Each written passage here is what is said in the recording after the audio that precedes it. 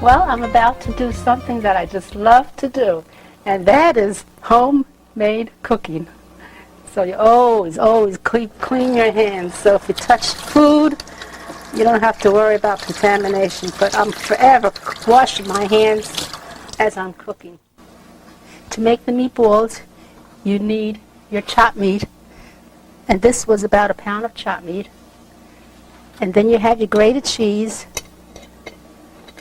your salt and pepper, you need your chopped garlic, and the wet breadcrumbs we made in the processor, and have everything ready and out. We're going to start with the breadcrumbs. I use bread, and I make my own breadcrumbs, because the one you buy in the store in a box reminds me of, excuse the expression, reminds me of sawdust. And there's such a great difference between homemade and the bought. But it's so simple to make homemade. All you do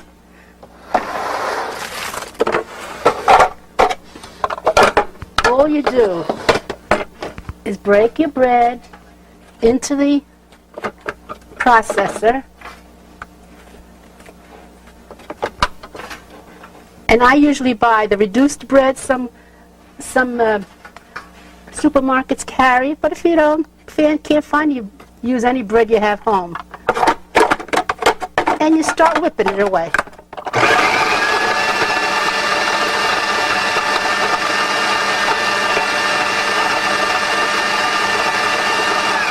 Now, whenever I use the breadcrumbs for the meat, I always coarse grind it rather than the fine grind. But to bread any chicken or meats, what I do is I just run it longer, and you get a nice fine breadcrumb. So this is going to be for the, okay, and here's the coarse grind. And doesn't that look different than what you buy in a box? And you have to judge on how much you're going to use. This is the meat I'm using, and I think this will be enough. And when you do buy chopped meat and you want to keep it in the refrigerator, don't cover it completely. Air has to get into it, otherwise it turns gray. And the meat is still good, but it turns gray. So you poke holes in it if you're going to hold it overnight. Yeah. So now you always wet your breadcrumbs for a nice soft meatball. With cold water, could you see that?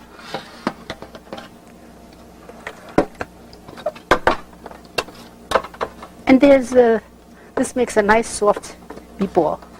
You don't want too much water, otherwise you can't shape your meatballs. So you get your meat. Oh, the meat still looks good. Keep your breadcrumb on the side. Get your meat. You add a little salt on both sides of the meat. Not too much. You can always add more, but you can't take it out.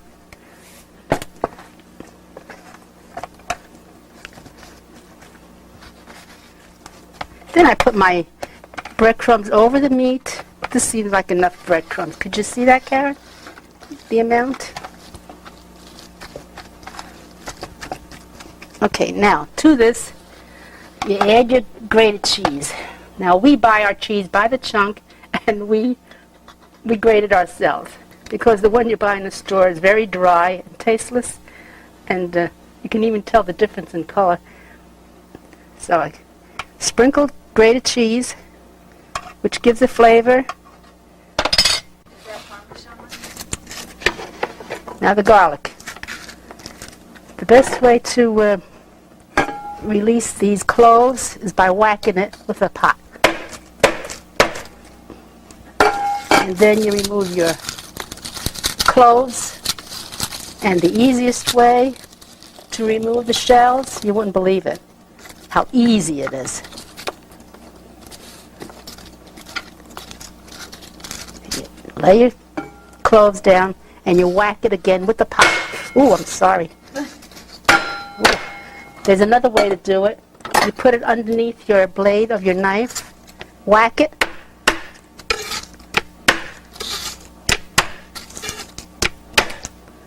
And I'm going to use garlic in the meatball and also in the sauce, but I prepare it all at one time.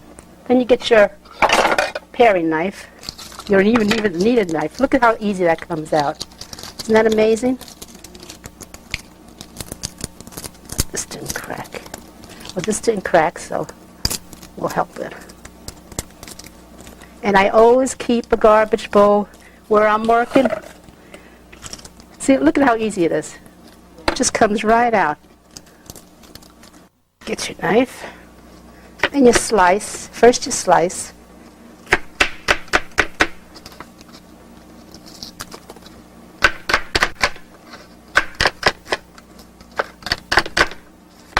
Okay, and now you chop. And to chop, you hold. This is a great knife for chopping.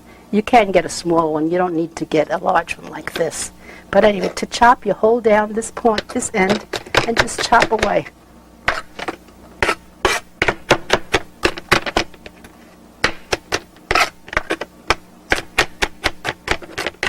Now, since the garlic is going to cook in the meatball, I don't put it into the microwave with a little oil to get rid of that pungent smell and taste. I put it in as it is because it will cook in the meatball.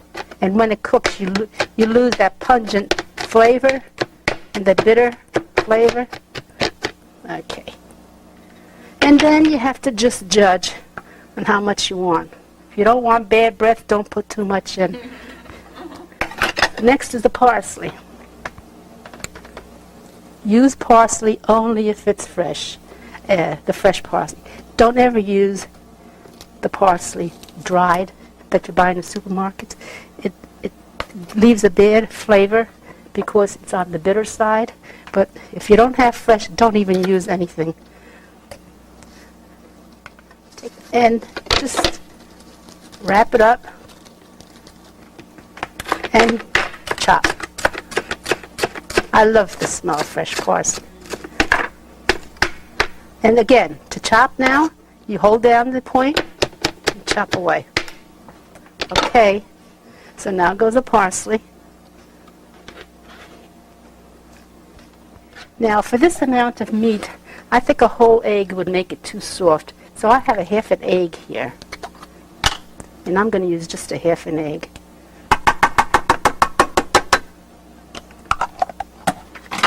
And my hands are clean.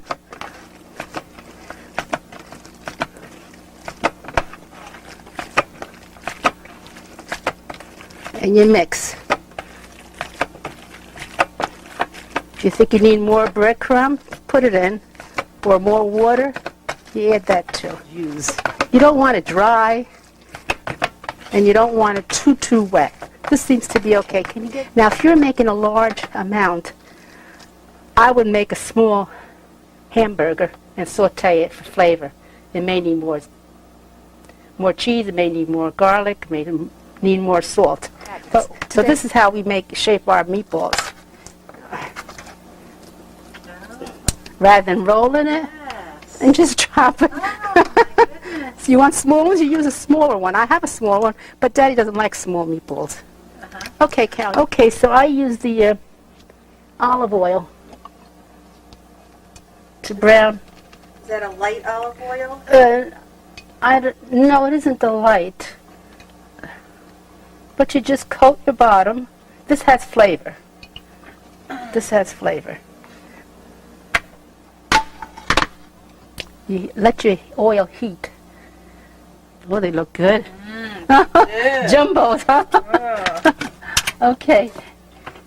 So now we're going to start sauteing the meatballs, and then we'll go into the sauce, making the sauce. This is not too big? No, Good. That's nice. Good size? That's how Daddy likes it. But I pushed them down a little so they brown. You get more of the meat to brown. Just push them down. And what's very important, you got to hear it sizzle. It's not hot enough.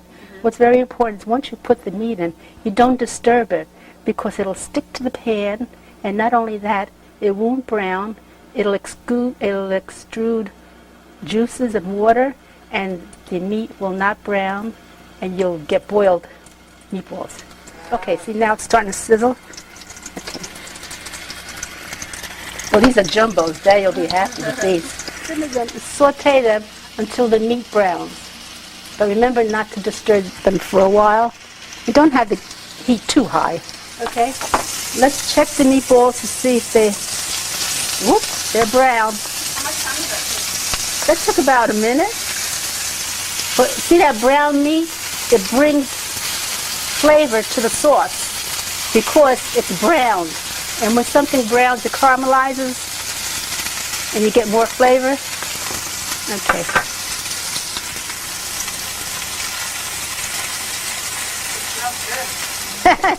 Start removing the meatballs. Since I'm a fanatic like I was not years ago, I drain my meatballs. I forgot about that. Take the fat off? To remove the excess fat, whereas years ago we didn't do that. We used to cook with it. The food was delicious, but I don't think it was too good for us.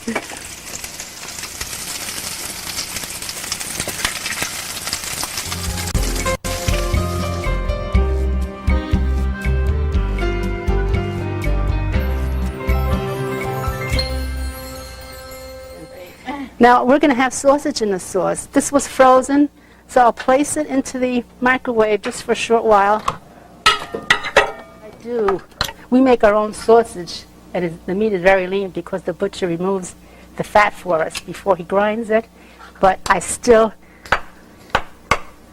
puncture it to let out excess fat, always.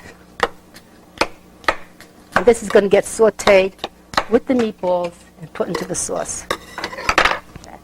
I boiled it a little to moisten it, just for a short while, just a couple of minutes. I boil it, I put it in water, and boil it for a short time. About to boil now. It is boiling. Now only boil it for a couple of minutes to get rid of some of the fat. Sausage is ready to take out. All you need to do is boil it for such a short time. I like to get rid of as much fat as possible in everything. Years ago we used to leave the fat on. I even rinse it.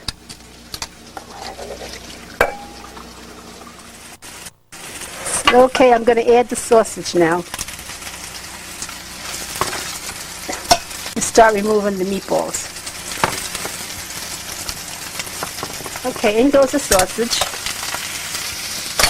And just brown that for a short while too.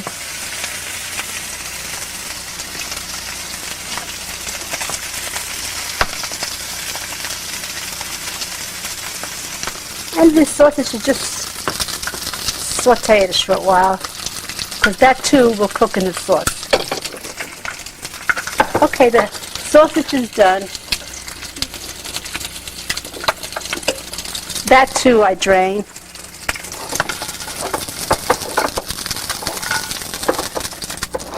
Take this off the heat, and that's all ready to drop into the sauce. The pan that we browned and sauteed our meat and sausage in has drippings that stick to the pan. That's where all flavors are. Whenever you cook chicken or any other meats and you get those drippings that stick to the pan, hold on to it and you make your pan sauce from it. But you do get rid of the excess fat I had put in and also what the meat gave out. But this is very important.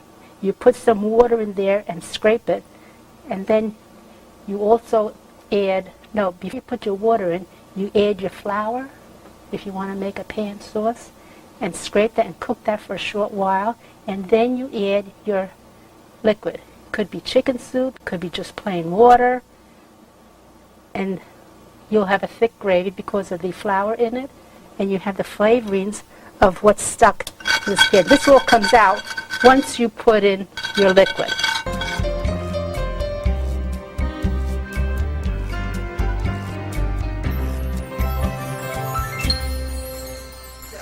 Okay, now this is what I always use.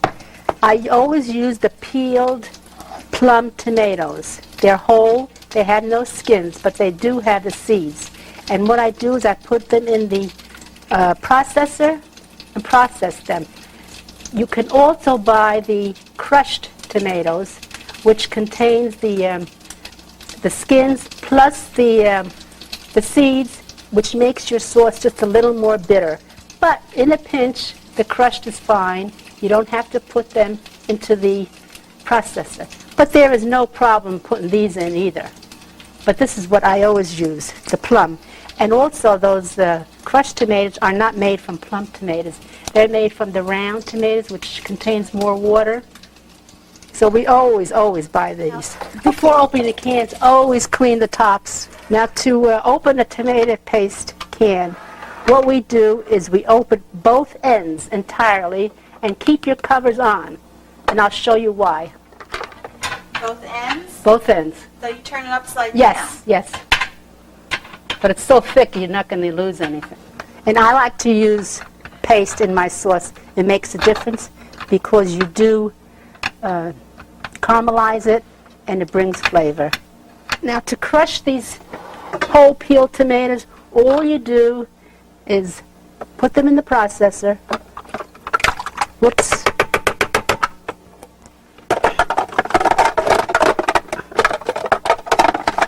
And crush.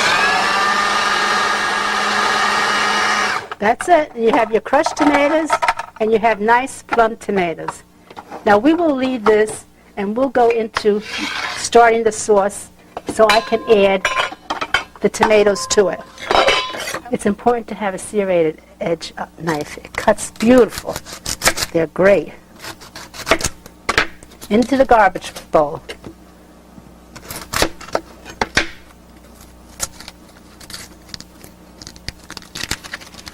Garbage bowls come in handy. And you see, the onion has a root end to it. That will keep your slices together if you cut up to the root. Cut up to the root. Whoops. I don't like this outer edge. It doesn't cook right. All right, here's the root. So we'll slice up to the root. To keep everything together. Whoops. Okay, now just hold your hand flat. You're not going to cut your hand. And then you chop. And you get your nice chops.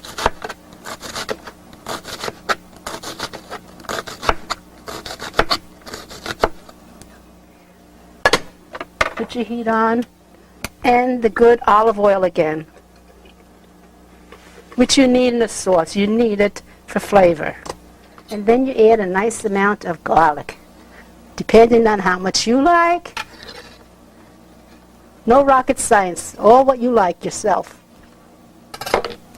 And you saute.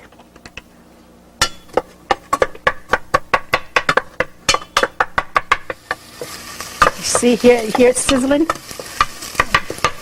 It's browning. Not browning, but it's cooking. A little translucent, see? But you don't want the color in, otherwise you'll have a bitter flavor to it. And what you do with that, this is the reason I cut my cans this way.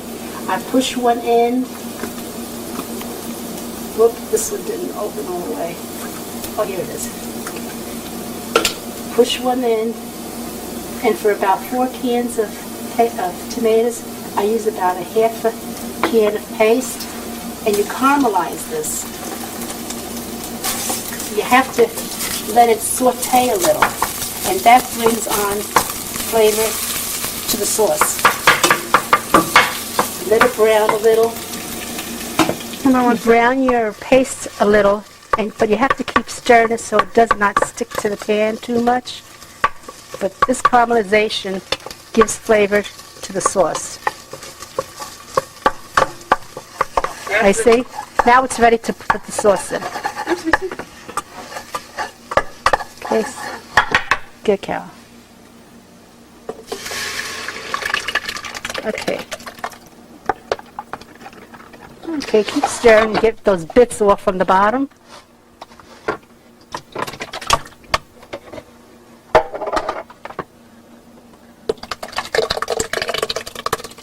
Can number 2.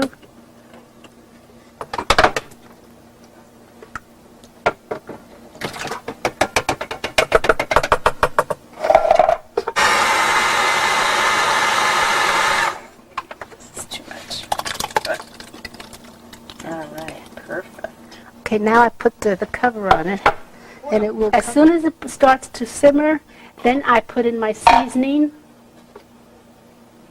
And after you put in the seasoning and you cook it for 15 minutes, you have marinara sauce, which is not a meat sauce yet.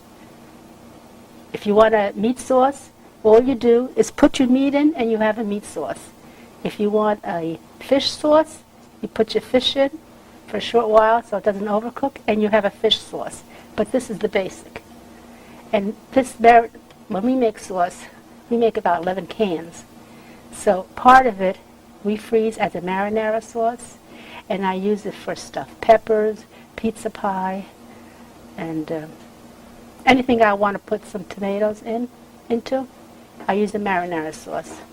And we separate it from a meat sauce, which we use for our spaghetti. And we love spaghetti. We have it every Sunday, like the old folks used to have. This is about to boil.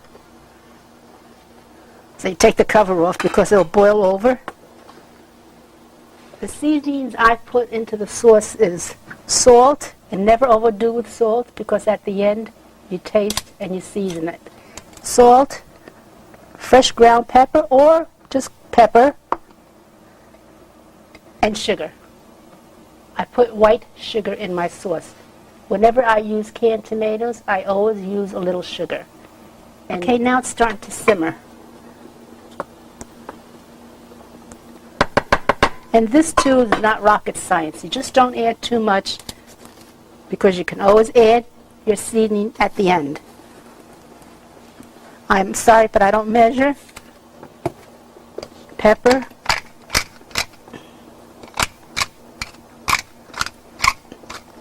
Gives it a nice fresh pepper flavor because it's freshly ground. And now the sugar. This amount of tomatoes, this is about how much I put in sugar. Okay, and you can always add more at the end. But you need that sugar for the tomato in order for it to taste good. So you have your meat all ready before you prepare your sauce. In fact, you can have your meat prepared the day before, so cooking will not be as hectic. There's a lot you can do the day before and then put things together the following day. The sauce is about to simmer. It's got the seasoning in. In a little while I'll add the meat that we sauteed, and you'll have a meat sauce. At this point, you can just boil it for about 15 minutes and you have a marinara sauce. Years ago, when the girls were younger, we used to can our own tomatoes down in the basement, which was a big, big job. The tomato sauce was delicious, but this is just as good with less work. Okay, here it starts to boil. Okay, so you lower your heat. Now you see that foam? You gotta be careful it doesn't stick. See that foam? They say that this is impurities. Every food has impurities, whether it's a vegetable, a meat, but it does us no harm, but I always take it out into the garbage bowl.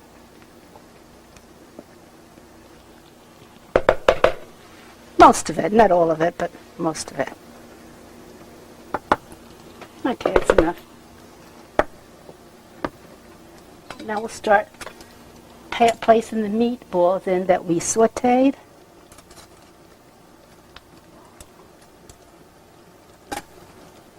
I would like to boil for at least a half hour. They're so large. Let's see. And once in a while you just stir so it doesn't stick to the bottom. Toward the end of the sauce being cooked, I add my basil. If you don't have fresh basil, you can use the frozen basil you freeze yourself. All I do is get the leaves and layer them in paper towel, and I freeze them, and this is it. Crush it, put in your sauce. It gets soft very fast, so you have to work fast.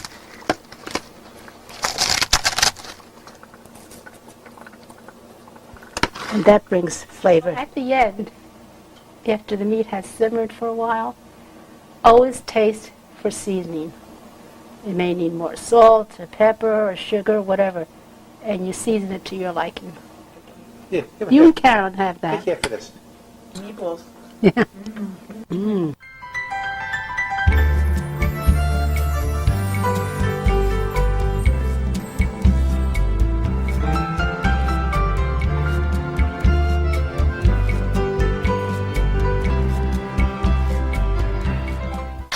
We're making homemade Italian pasta now. Okay. Now to make the pasta, you get all your ingredients ready again. Start with clean surfaces. In a processor, I usually make it in the mix master, but today we're going to make it in a processor. Put in 1 egg. Now the northern part of Italy, they make their egg noodles with a lot of egg and no water. But their noodles come out a little on the hard side. But I usually make my noodles, I use the 4 cups of all-purpose flour, 1 egg, and tepid water to mix it all up, and 1 tablespoon of oil so it rolls better in the machine. And it's not rocket science again, because you add enough flour and water to make a good consistency, not too soft and not too hard. But if you make it too soft, you'll have a problem rolling it in the machine. And I use 4 cups of flour, which makes 1 pound of noodles. Oops. So I'll add my egg.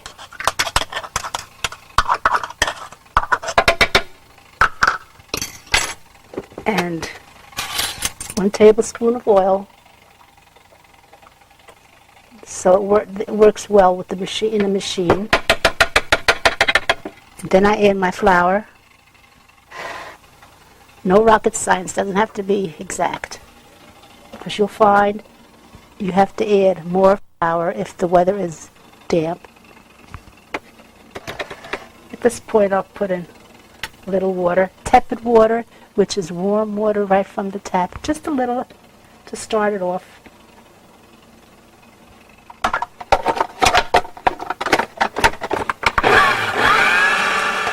That was 2 cups of flour. So now we have 2 more cups to go to make 1 pound of noodles.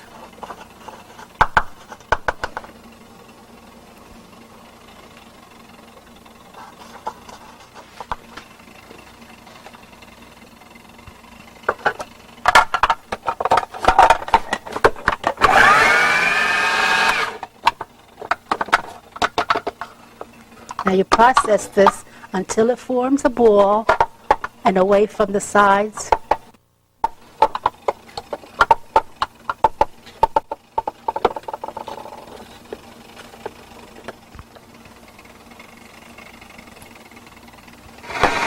See, it's beginning to form.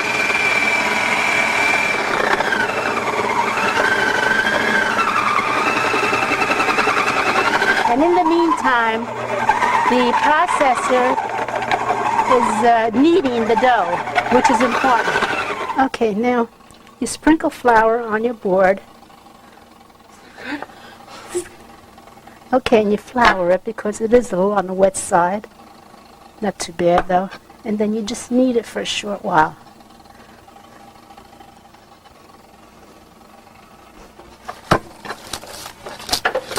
I put it between 2 pieces of plastic. Now I just make a rectangle so when you make your pieces to put through the machine, you won't have narrow and wide pieces. It'll all be about the same. And this has to rest for a half hour, and then we put it through the machine, and you have your noodles. But you cover it as it's resting. Okay, go ahead. Okay, this machine has 7 settings on it. If I turn in this knob, starts with number 1, and that's when it's the widest. So what you do is start at 1, and then you can go to 3, you can go to 5, you can go any numbers you want, then and that gives you the thickness of the macaroni that you want. We usually use it about, we go through 1, Twice. 3, 1, 3, and 5, something like Yeah. that. Depends. Put one, and then 3, and then after your third one, if you think you want it thinner than that, then you go up another notch. That's all. Very simple. And never, this machine belongs to Great-grandma. Great-grandma Cortese, and she used to use it, and she gave it to us to use. I guess she knew how much I love to cook, so she You gave waiting it for to me? us. The pasta dough has rested for half an hour. Make sure it's in a rectangle shape and square it off because it makes it easier for the machine to cut it without having small pieces. Before we start, I slice it in about an inch wide pieces, less than an inch.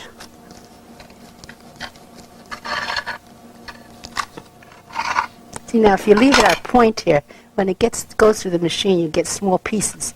So that's why you square it off.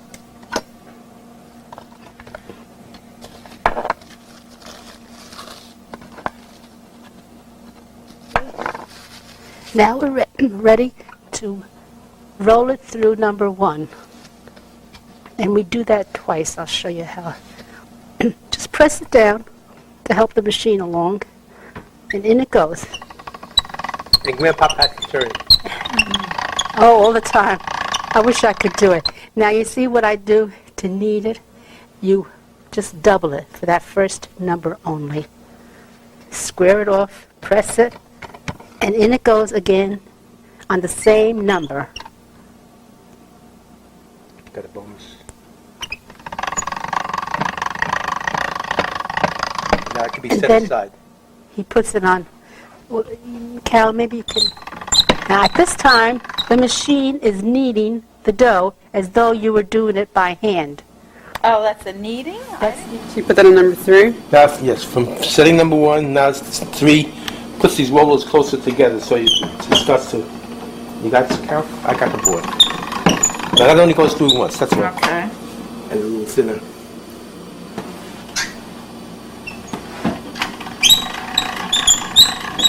Now I'm setting it to number 5, which means we're going to make that macaroni that much thinner now. See, the rollers become closer. Now, Yeah. feel that? Can I see the texture? Yeah, that should be. Get it started.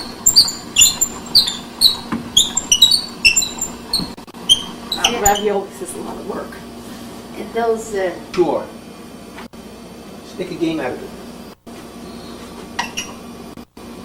you have to work with the system in order to make it enjoyable and easy. This particular cutter gives you different noodles on different sides here. This is a finer noodle, and this is a thicker one. We'll run one of these through.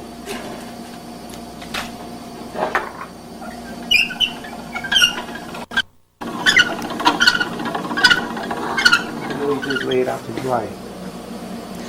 How long does it Just take to dry? separate it. Yeah, most of the day, really. Well, you can cook it right away or let it dry and freeze it or use it tomorrow. But you have to, if you're going to freeze it, you have to let it lay and dry overnight.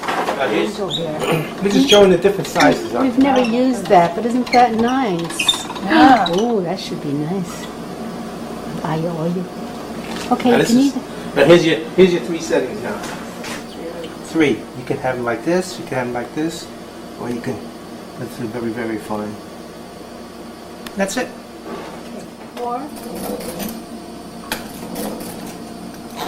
Now you can let these lay overnight, and tomorrow morning they'll be so dry that all you have to do is break them.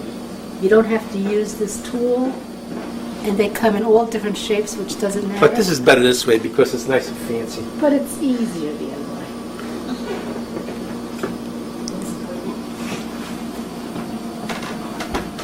Now don't shut. Now we're adding the macaroni to a boiling, super boiling hot water. Why does it have to be boiling hot when you add it? they'll stick. Otherwise they'll stick. You want these little pieces in there too? Yeah, everything can go, Kat. Okay, quickly put in the pasta. After you put in the pasta, you put your salt into the water. Put the cover on it. Okay, now you wait for it to boil, and then you uncover it and let it simmer and cook to texture. To the texture that you will enjoy. This will take about 4 minutes, I believe. To cook? Yes. So the best way is to let it dry. Right. Best way. Okay, the pasta's boiling away now, and you cook it to the way you like it.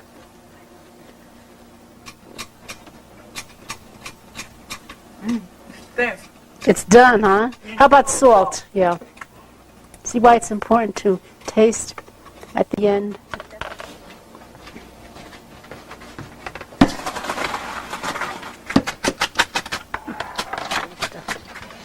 Just leave it there. At this point, you can put some pot cheese in it and some little chunks of mozzarella if you want. And if you put the mozzarella in chunks, you can feel it in your mouth, you know, because it all doesn't melt. Not much. And that's nice, too. Oh, boy, that looks good.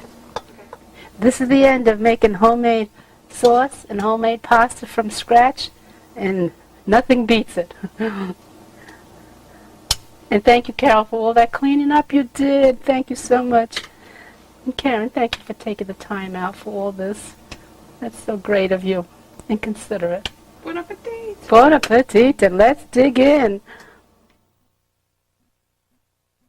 We all are eternally thankful for our wonderful parents who have just celebrated their 54th wedding anniversary this past week. We have such beautiful memories of our family life, both as children and as adults. Our parents, caring, loving, gentle, and very generous ways, have taught us the true meaning of the word family, and to understand and appreciate our family values. Our parents have instilled in our hearts an optimistic view of life, despite what life has dealt to us. They taught us to be strong and to always look at the good and positive sides of the coin, to find happiness in the little things, and in finding happiness, this is the true measure of life's success. They always bring joy and happiness to our lives, and they have always taught us to have love in our hearts for others and ourselves. All these important values, Joanne, myself, and our husband, hopefully pass down to our children, and it all had its origins with our parents. Our two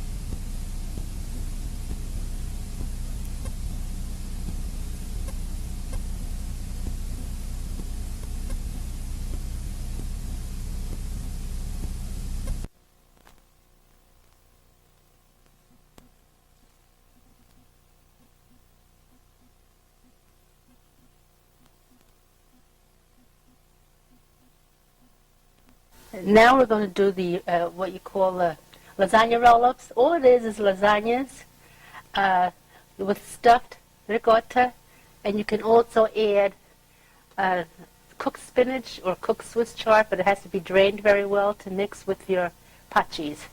And you roll it up and you put it into the pan, and then you cover it with sauce, and you put it in the oven. And I'm using the meat sauce we made earlier. And then I also dice the mozzarella, and I place that over the rolled lasagnas. Very simple. Okay, so here we go. These are the lasagnas. These are the lasagnas that I'm going to use, and you put them in boiled, salted water to cook. And I like to use the Ronzoni rather than the ShopRite brand. And this is the mozzarella I use. I either use the Sorrento or I use the Palio, but I don't like the ShopRite brand too much. I think they put too much vinegar in it. And this is the pot cheese, also Sorrento or Palio I use. And for every pound of lasagna or roll-ups you make, you use 2 pounds of ricotta for every pound of macaroni, whether it's baked ziti, roll-ups, or layered lasagna. You use 2 pounds to 1 pound of macaroni. And this is the zitis I'm going to use. You can use anything, any kind of macaroni, cut macaroni you want for a baked ziti dish, which is very simple and is very similar to lasagnas. It's similar and it's just as good. And I also use the grated cheese. And I'm going to use the Romano again. I ran short on the what was the other one? The Reggiano? Oh, I forgot. The one that starts with the P. Well, anyway, I'm using this today. And grated cheese is important. It gives it a nice flavor. Okay, and I also flavor the ricotta with a little parsley, fresh parsley, grated cheese, very little cinnamon, and sugar. You can't put an egg in it, but I find it's a little too soft with the egg. We can eliminate the egg. I think we have enough cholesterol in the dish. And that's it. And it's a pleasure to have everything ready and out and have your sauce already made, and you can put it all together the following day rather than to do all this work the same day. The sauce, the meatballs. Okay. The macaroni, you have to let the water boil, come to a boil. And I'm only making 4 today. This takes a while to cook. It's not like the homemade macaroni. And you put in your salt. Okay. And you just wait until it softens and it goes down and it'll start cooking. In this pot, I'm going to add the zitis, or the baked zitis.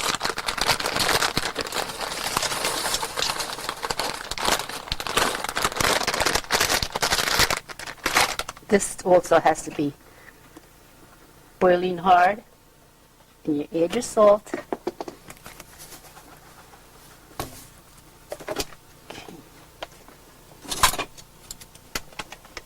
See, the macaroni is softened now. It's gone into the water, and it'll start cooking.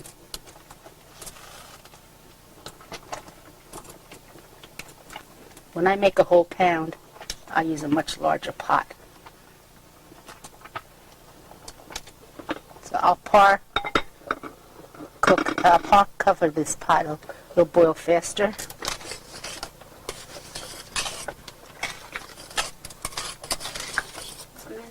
This is the zitis. Now I'm waiting for it to come up to a boil again. Are you making 2 dishes at once? Yeah. Okay, explain that. I'm making I'm cooking both macaronis at one time because I only have 4 roll-ups to do here. And after one dish, I'll put the other dish together. And in the meantime, what you could do is to get your mozzarella all ready. And what I do is slice it. Oops.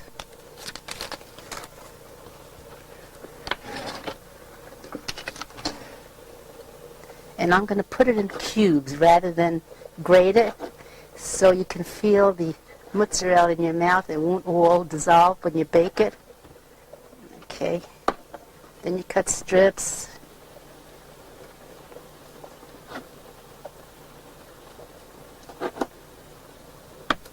And then you turn it around and you make your dice.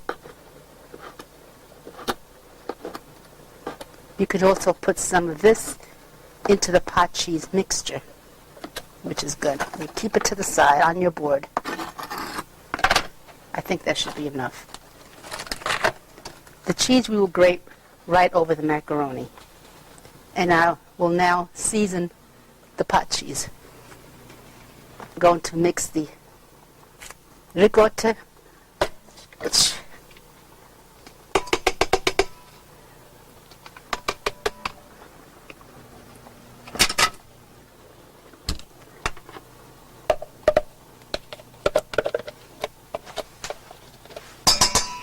Okay. Now I'll grate the cheese into it.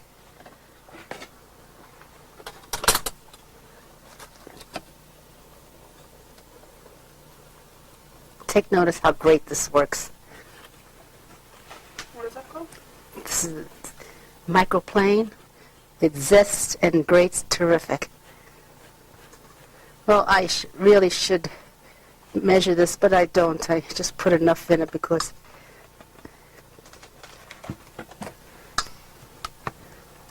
I think I need more. Well, I was thinking of the cheese before.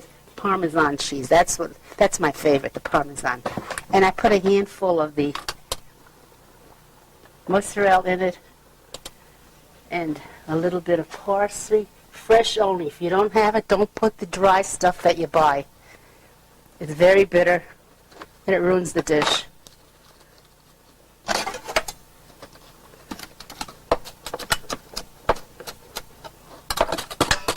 You put very little in, just for a little flavor, which is optional. You can just add plain pot cheese to it. Okay? You really don't need all the stuff, but it does make it tastier. Next, I put in a little bit of cinnamon. And next goes the sugar you need. I really have a recipe for it.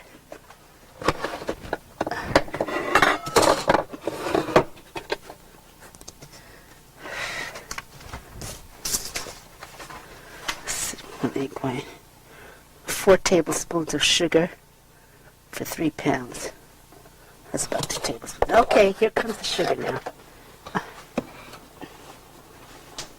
About 2 tablespoons of sugar for 2 tablespoons of pot cheese. And that's it. Now I feel that if I put an egg in this, it's going to be too soft. And yet egg is supposed to bind it, but I don't know, I just don't think it needs it. Now it's time for tasting.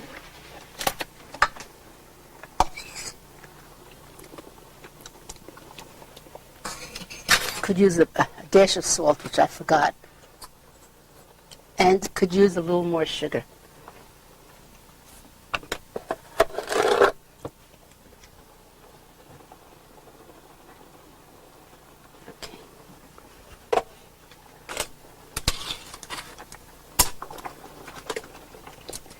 You mix this well, and it'll be ready when the macaroni is all boiled and ready. Okay, Karen, that's it. Okay, whenever you're ready. Okay. What I'm doing here is I'm chopping one of the meatballs. I'm going to put it into the sauce for the baked ziti. You can also do the same with a piece of sausage to make it more flavorful.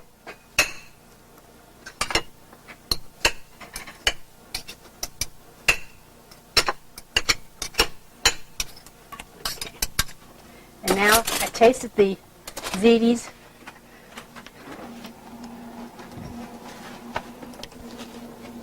And the ziti's are cooked.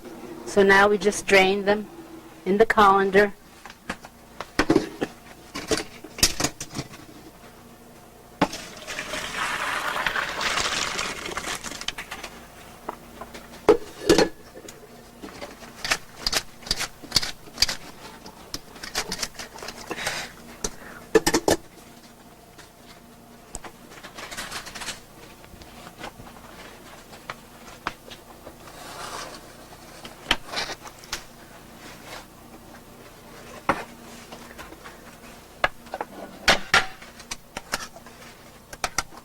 Now the first layer is the sauce, so it doesn't stick when you bake.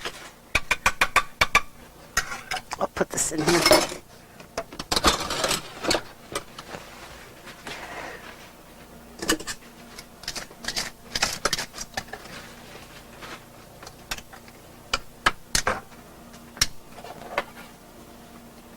I put in some of the macaroni, the ziti's or whatever macaroni you choose.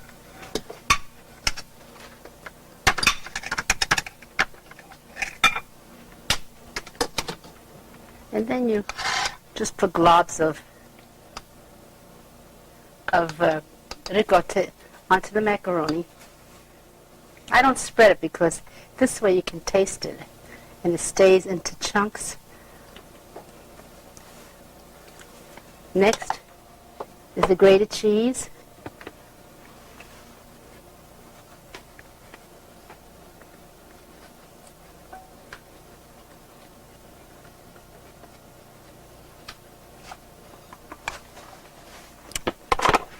A handful of mozzarella, and you start all over again.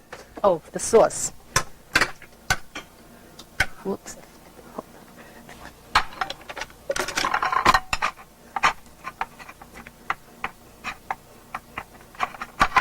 Now I'll put some of that cut up meatball or whatever you want to put in, sausage.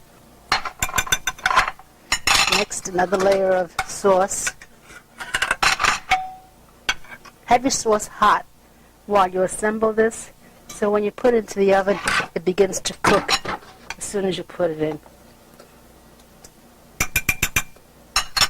Then more grated cheese.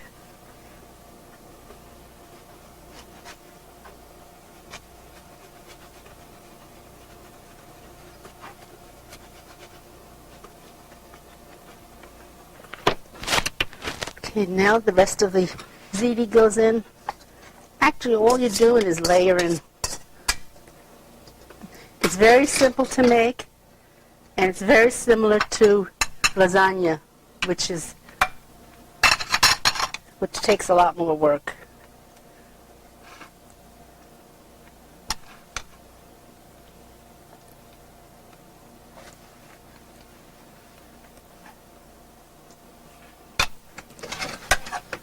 Now some sauce over that.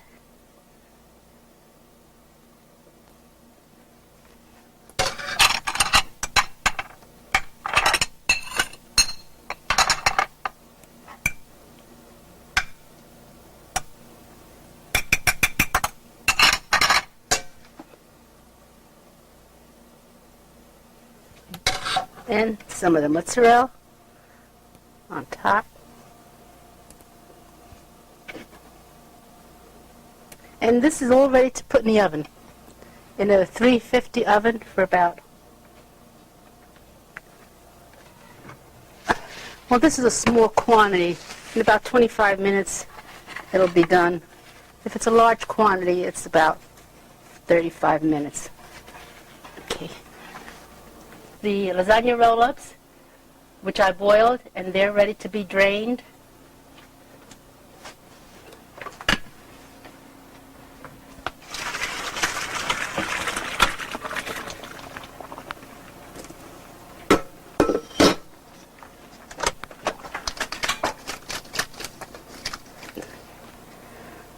It's very unusual just to make a few. I usually make a whole pound, but I made only 4. You let them cool a little so you can handle them. Ready? But you let the steam come out of it so the macaroni will not be watery. If you use it right away while it's very hot and steamy, the water will settle and you'll have a wet roll-up.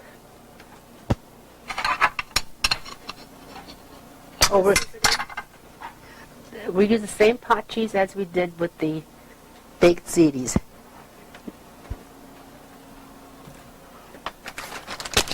Now I'm going to try something different. I'm going to try spooning it in from a plastic bag. See how it works out. I make an assembly line over a cutting board.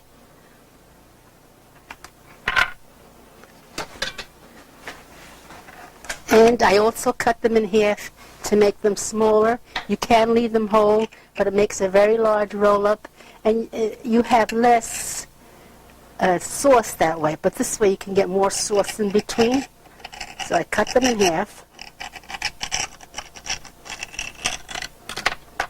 I put my sauce in my pan.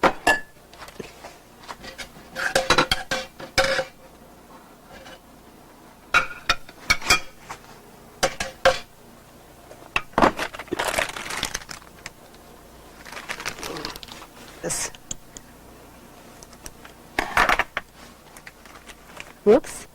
Hey, that's all right. Hey, it's working. See, honey, you thought it wouldn't be good.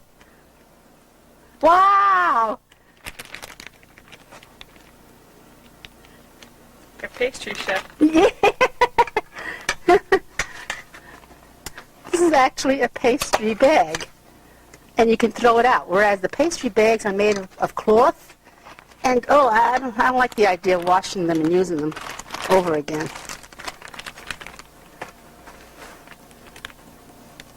Hey, that is all right.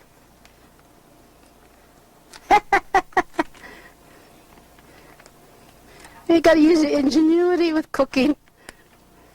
And that's why it's fun. You can do what you want.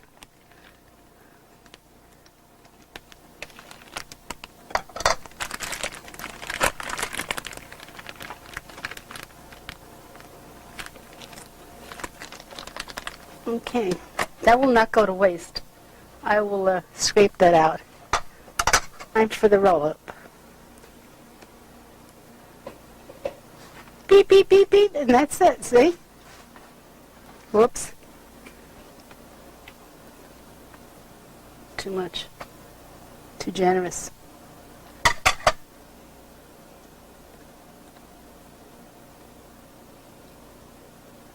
Now, I think this is better than layering for lasagnas. Yeah, that was a little too much pot cheese.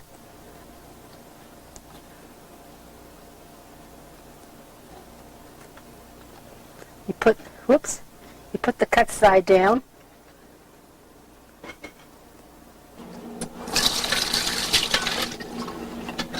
And now all you do is put your layer of sauce over it to bake.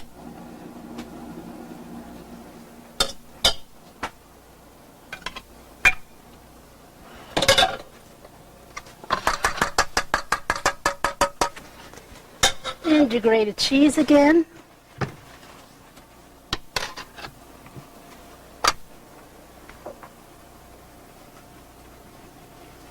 And you could cut up sausage in between, whatever, on top rather.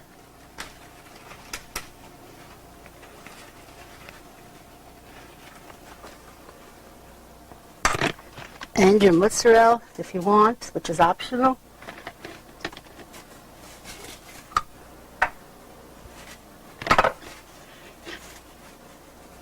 And now this baby's ready for the extent of making those two dishes.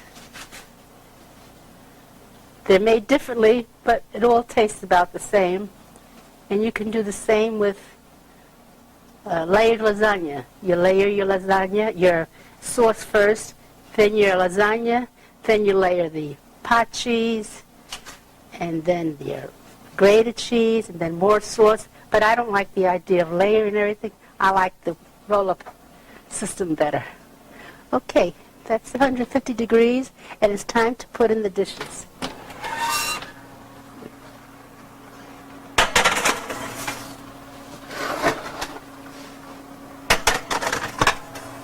These will be in for about 25 minutes because of the quantity, but when I have a large pan, I cook it for about 35 to 40 minutes, and I also cover the edges with tin foil so it doesn't dry. But since these are only going to cook about 25 minutes, it shouldn't dry. Okay, tell me when. I'm checking the two dishes, and they are ready to come out. So. But they are not ready to eat because it's too hot and they'll be too soft. Always let them rest. Oh, looks yummy again. How's that? Which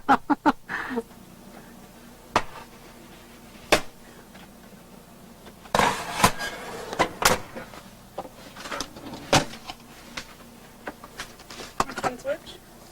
This one's the baked ziti, and this was the roll-ups. And when you have roll-ups, they're easy to serve because they're separated. They're individuals. Ready? Go. Okay, here we are. Today we're going to make chicken soup. But before I start, I want to thank you, Carol, for all you did yesterday. You did so much. You were such a help in cooking and all the cleanup. And I guess today Daddy will take over the job. Okay, we're going to make the chicken soup. So you have chicken.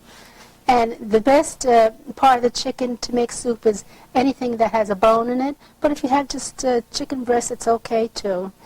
And diced carrots, diced celery, diced onion, parsley, salt, pepper, and this is a good time to use your crushed tomatoes from the can rather than the whole peeled where you have to process it. This is fine dish to use. With the crushed tomatoes, it's easier. Okay, so the first thing you do is wash the chicken. Always wash the chicken because it's been handled by so many people. And I always cook with the skin on, but when I go to serve, that's when I remove the skin. The skin will give the soup flavor, and we are going to skim it at the end, so don't worry about the fat. So you put your chicken in your pot and always use cold water. And you cover it. And if you use too much water, you'll get a thin soup and not as tasty. So you have to judge on the amount of water. Put that on the heat and you wait until that simmers. And in the meantime, when you handle chicken, always clean your hands to prevent salmonella. Okay, so I'll start with the carrot. Into the garbage bowl again, which is so convenient. I peel it.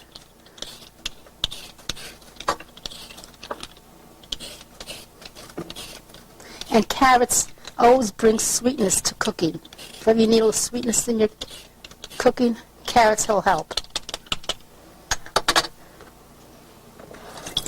And have everything ready before you begin.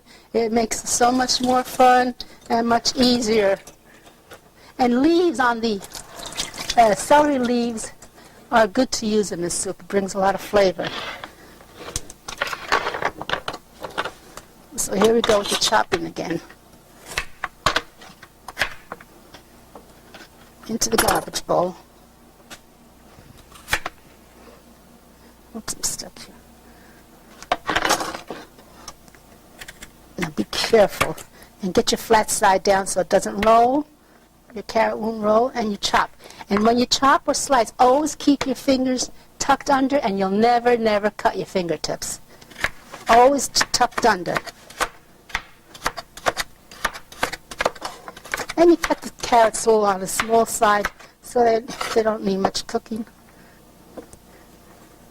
Cut it down, put it on a flat side, and you chop away. Keep those fingers tucked underneath, whether you slice, chop.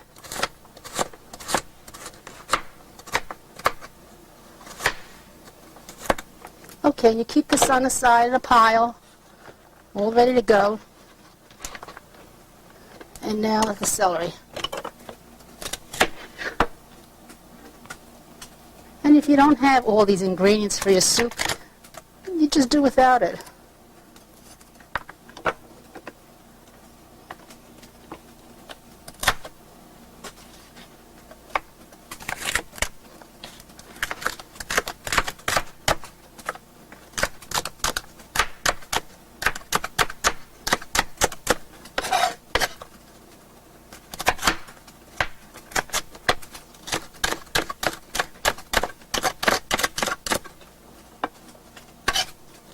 Celery leaves are very flavorful. I don't like too much of it, but some is okay. Keep this in a pile. Now we're up to the onion. I'd rather use a serrated knife because it is sharper. Into the bowl again. Cut it in half. Peel those outer layers of onion. I think all we'll need for the soup is half. And again, you get the root, which is here, and you, like we did yesterday, just cut slices up to the root to dice, easier.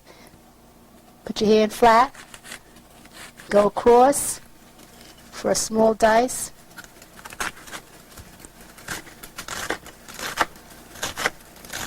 And that's enough for that. And parsley. Parsley is great in soup. The stalks give much flavor. So what I do is I put them in whole and then I just pick them out. But this, the leaves, I just make a little bundle and start chopping away.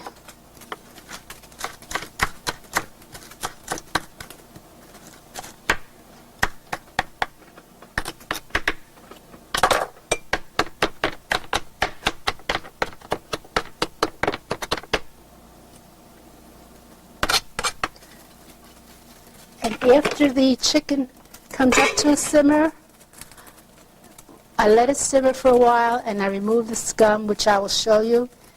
And then we'll remove the, then we'll put in the vegetables, or if there's too much grease in the soup, I will put it in the refrigerator overnight, and the next morning you just pick up the fat and then cook your vegetables. But in the meantime, we'll have to wait until while the chicken is first cooking. You always have a scum on top. You just remove it. Scum and fat. And this is what you do. Just spoon it out. Now this, since it's only 2 small pieces, there really isn't much. But you, at times when you make soup chicken from a whole chicken, you get a lot of foam, and that's what you remove for about 10 minutes, and then it stops collecting. And this one really doesn't have much at all.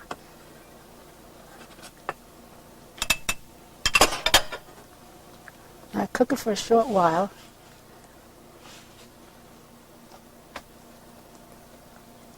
Now I'll put this in the refrigerator overnight so all the fat comes up to the surface and you can remove it. But this soup really doesn't have much fat in it. You can really spoon it out.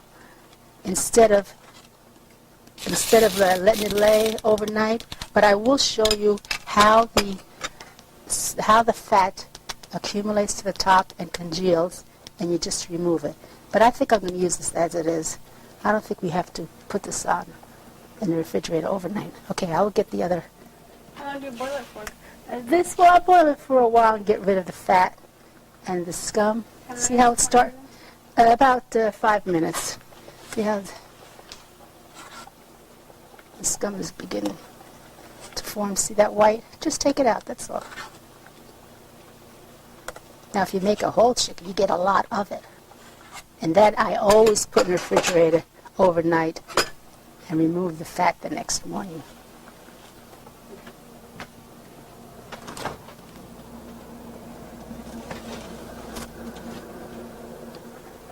Two days ago, put it in the refrigerator, and this is how the fat congeals, and you just remove it. Isn't it amazing? It's hard, solid, and you can remove as much fat as you want. So don't be afraid if the chicken in the soup forms fat, because you can always remove it very easily. So you can remove every bit of it if you're very conscious of fat. Now we're going to do the what you call lasagna roll-ups. All it is lasagnas with stuffed ricotta, and you can also add cooked spinach or cooked Swiss chard, but it has to be drained very well to mix with your pot cheese. And you roll it up and you put it into the pan, and then you cover it with sauce, and you put it in the oven. And I'm using the meat sauce we made earlier.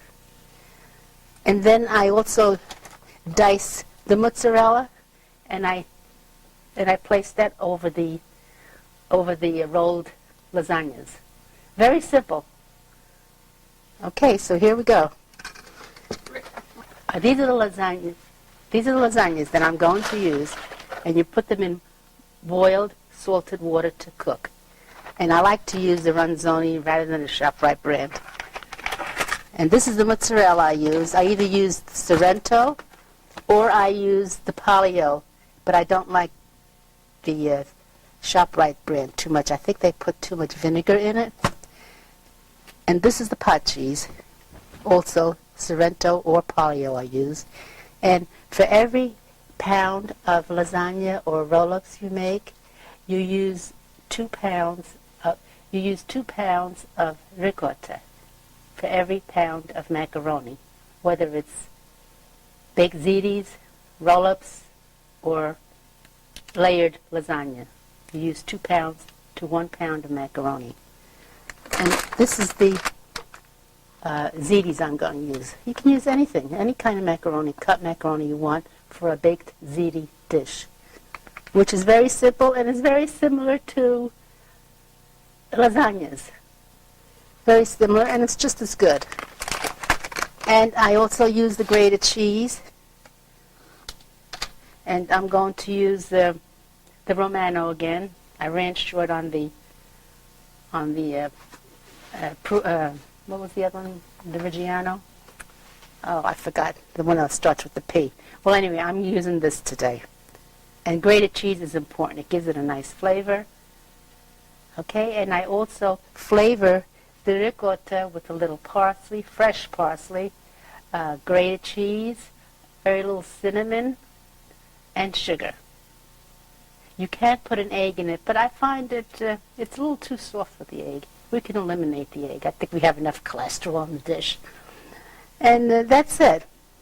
And it's a pleasure to have everything ready and out and have your sauce already made, and you can put it all together the following day rather than to do all this work the same day. Sauce, the meatballs. Okay. The macaroni, you have to let the water boil, come to a boil. And I'm only making 4 today.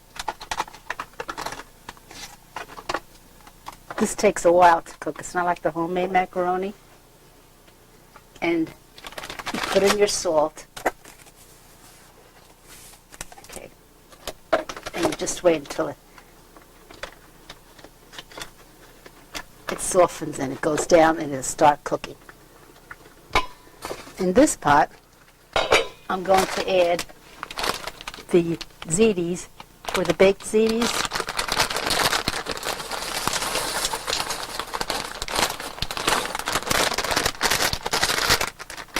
This also has to be boiling hard. And you add your salt.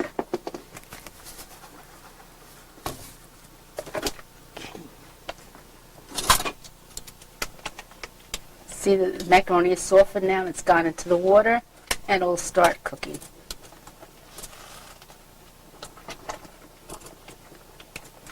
When I make a whole pound, I use a much larger pot.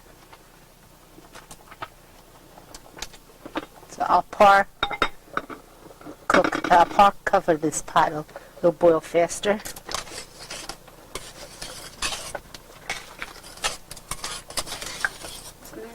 This is the ziti. Now I'm waiting for it to come up to a boil again. Are you making 2 dishes at once? Yeah. Okay, explain that. I'm cooking both macaronis at one time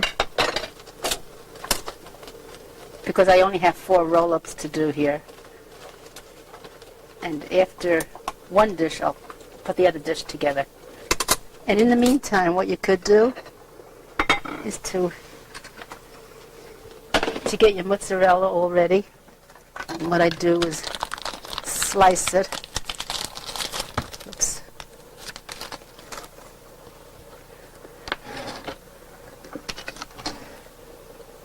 And I'm going to put it in cubes rather than grate it, so you can feel the mozzarella in your mouth. It won't all dissolve when you bake it. Okay. Then you cut strips.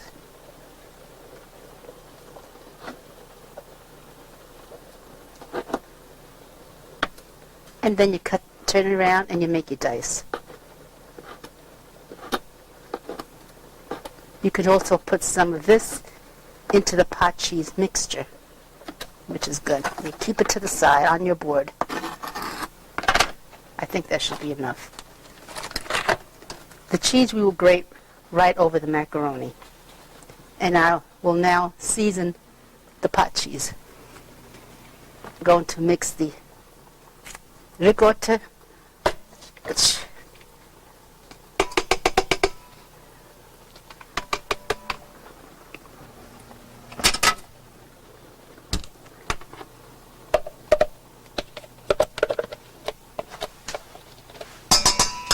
Okay.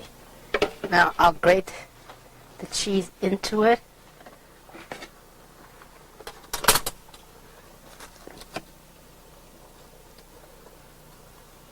Take notice how great this works. What is that called? This is microplane. It zests and grates terrific. Well, I really should measure this, but I don't. I just put enough in it because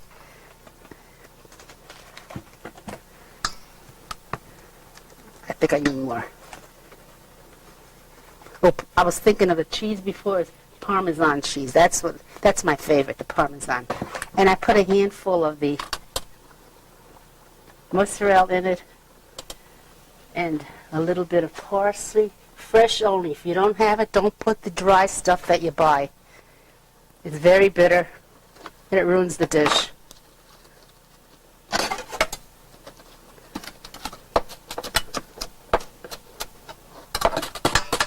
You put very little in, just for a little flavor, which is optional. You can just add plain pot cheese to it. Okay? You really don't need all the stuff, but it does make it tastier. Next, I put in a little bit of cinnamon. And next goes the sugar you need. I really have a recipe for it.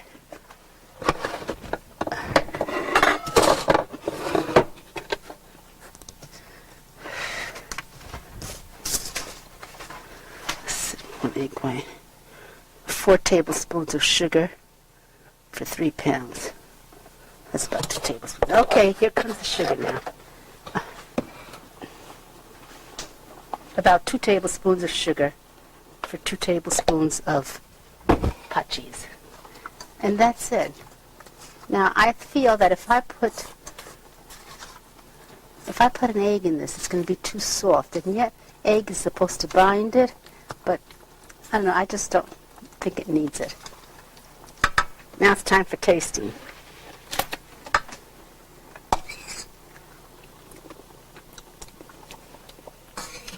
Could use a dash of salt, which I forgot. And could use a little more sugar.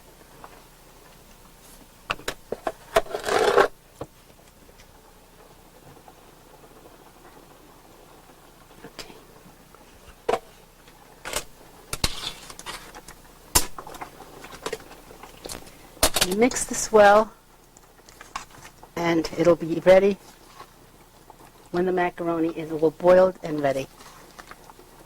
Okay, Karen, that's it. Okay, whenever you're ready. Okay. What I'm doing here is I'm chopping one of the meatballs. I'm going to put it into the sauce for the baked ziti. You can also do the same with a piece of sausage to make it more flavorful.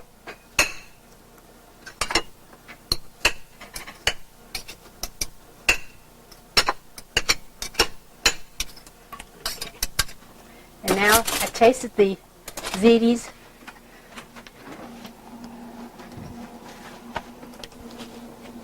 And the ziti are cooked, so now we just drain them in the colander.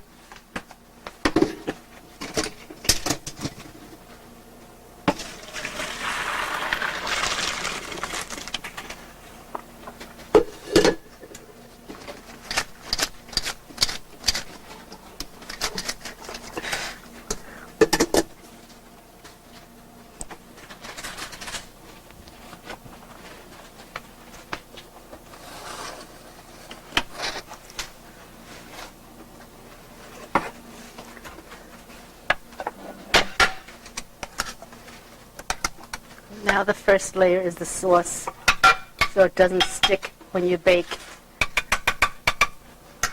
I'll put this in here.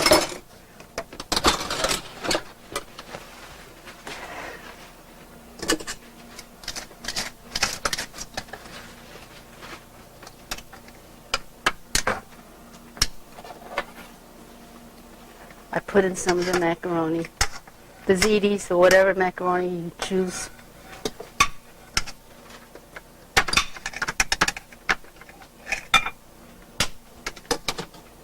And then you just put globs of ricotta onto the macaroni. I don't spread it because this way you can taste it and it stays into chunks. Next is the grated cheese.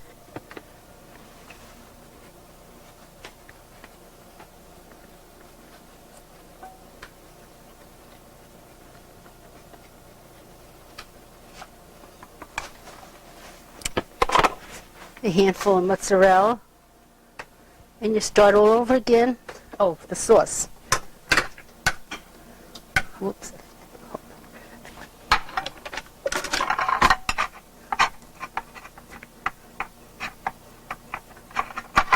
Now I'll put some of that cut up meatball, or whatever you want to put in, sausage. Next, another layer of sauce. Have your sauce hot while you assemble this, so when you put it into the oven, it begins to cook as soon as you put it in. Then more grated cheese.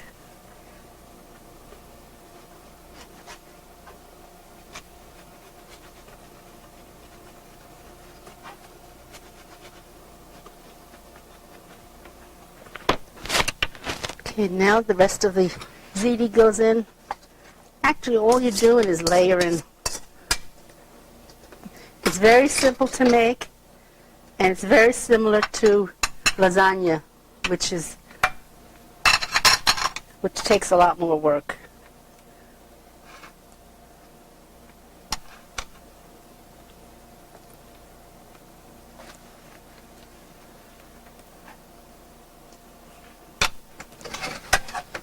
Now some sauce over that.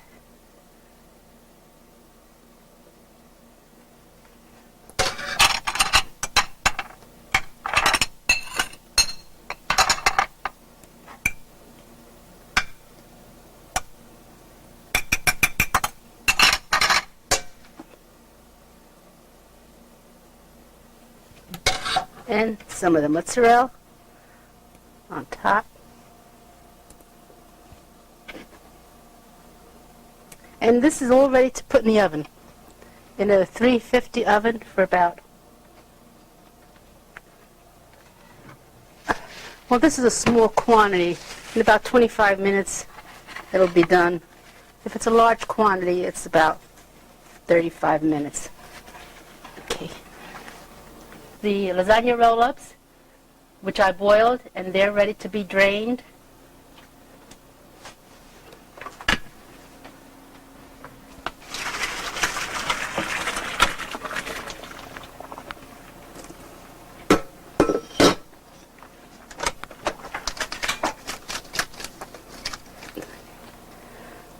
It's very unusual just to make a few. I usually make a whole pound, but I made only 4. And let them cool a little so you can handle them. Ready? But you let the steam come out of it so the macaroni will not be watery. If you use it right away while it's very hot and steamy, the water will settle and you'll have a wet roll-up.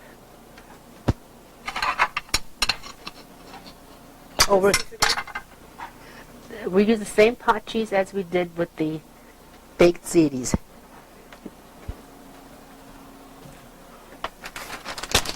Now I'm going to try something different. I'm going to try spooning it in from a plastic bag. See how it works out. I make an assembly line over a cutting board.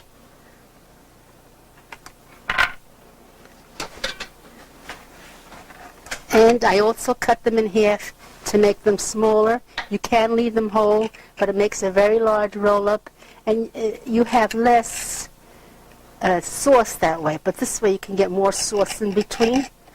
So I cut them in half. I put my sauce in my pan.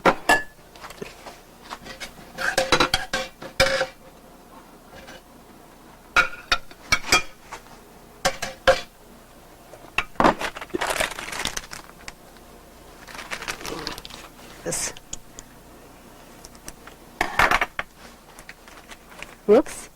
Hey, that's all right. Hey, it's working. See, honey, you thought it wouldn't be good. Wow! A pastry chef. Yeah. This is actually a pastry bag, and you can throw it out. Whereas the pastry bags are made of cloth, and I don't like the idea of washing them and using them over again.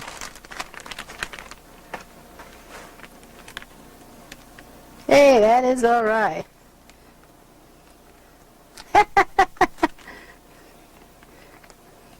You got to use your ingenuity with cooking, and that's why it's fun. You can do what you want.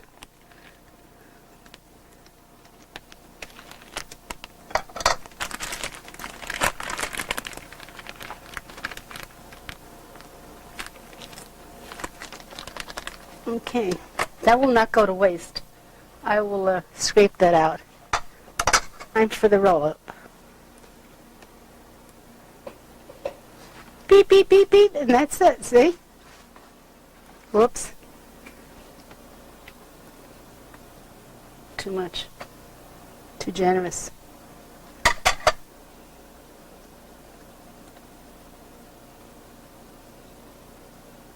Now, I think this is better than layering for lasagnas. Yeah, that was a little too much pot cheese.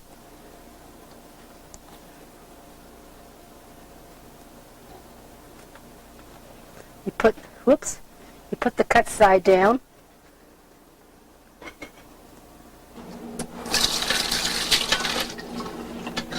And now all you do is put your layer of sauce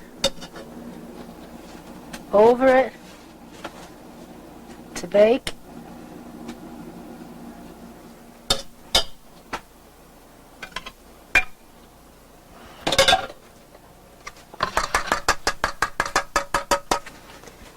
And your grated cheese again.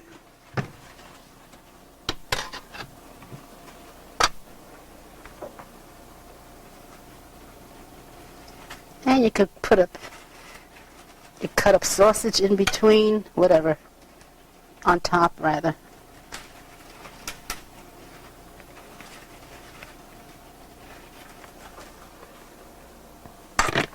And your mozzarella, if you want, which is optional.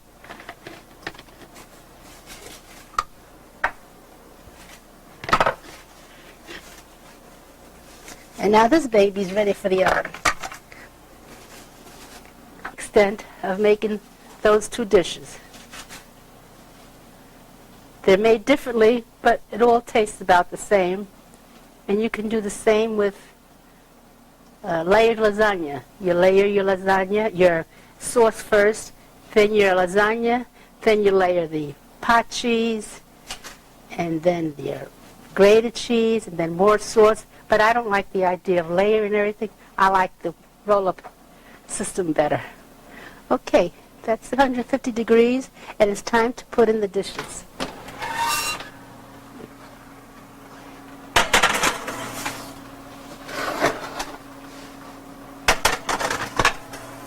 These will be in for about 25 minutes because of the quantity.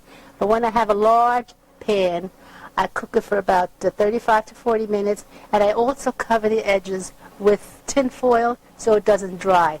But since these are only going to cook about 25 minutes, it shouldn't dry. Okay, tell me when.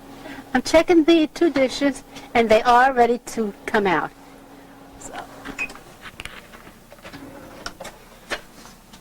But they are not ready to eat because it's too hot and they'll be too soft. Always let them rest. Oh, looks yummy again. How's that?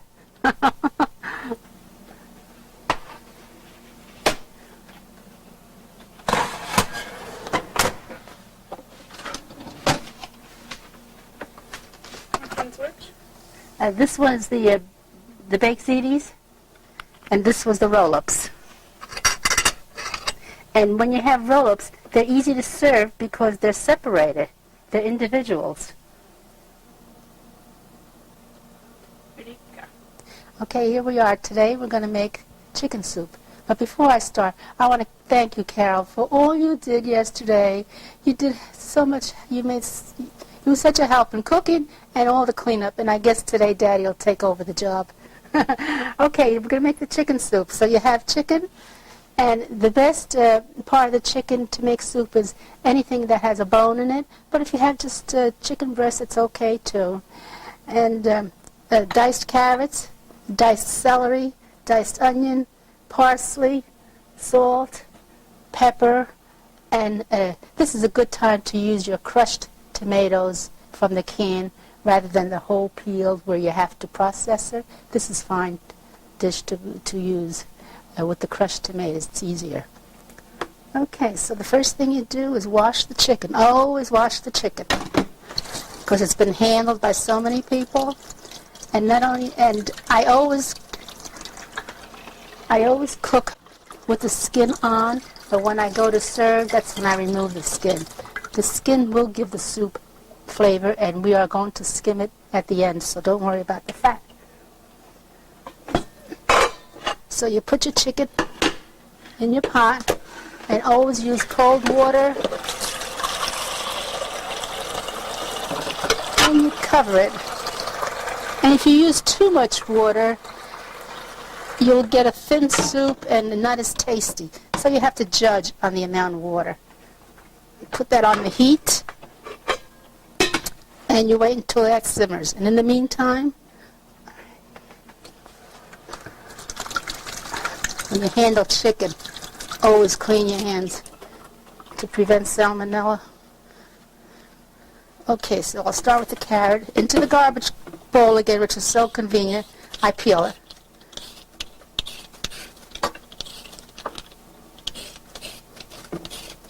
And carrots always bring sweetness to cooking. If you need a little sweetness in your cooking, carrots will help. And have everything ready before you begin. It makes it so much more fun and much easier. And leaves on the celery leaves are good to use in this soup. It brings a lot of flavor. So here we go with the chopping again. Into the garbage bowl. Oops, I'm stuck here. Now be careful and get your flat side down so it doesn't roll. Your carrot won't roll, and you chop. And when you chop or slice, always keep your fingers tucked under, and you'll never, never cut your fingertips. Always tucked under. And you cut the carrots all on the small side so that they don't need much cooking. Cut it down, put it on a flat side, and you chop away.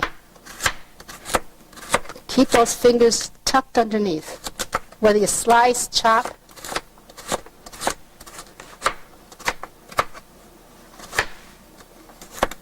Okay, and you keep this on the side in a pile, all ready to go. And now the celery. And if you don't have all these ingredients for your soup, you just do without it.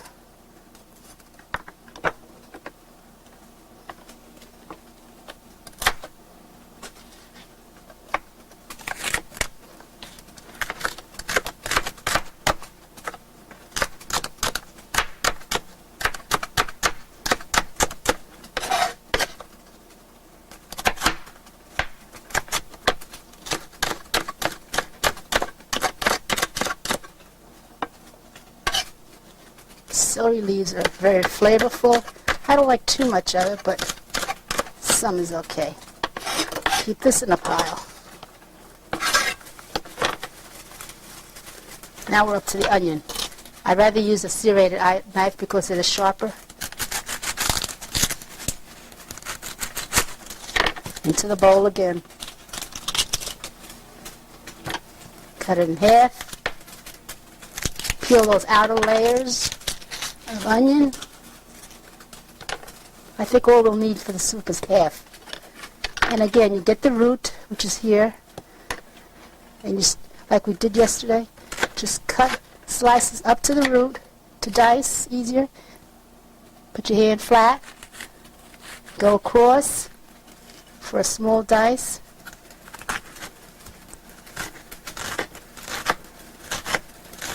And that's enough for that. And parsley. Parsley is great in soup. The stalks give much flavor.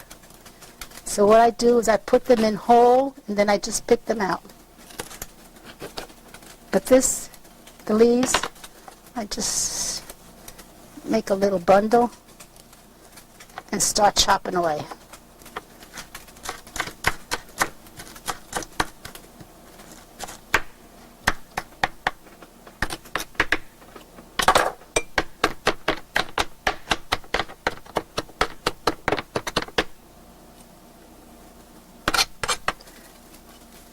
And after the chicken comes up to a simmer, I let it simmer for a while and I remove the scum, which I will show you.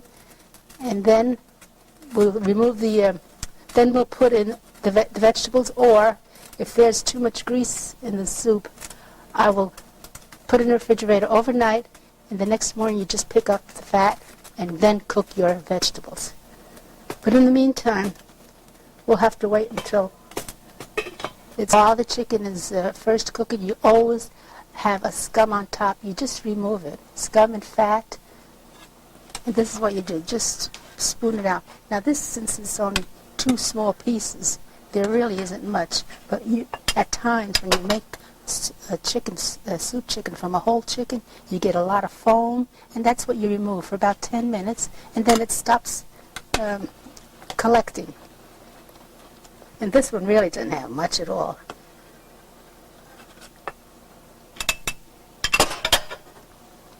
I cook it for a short while.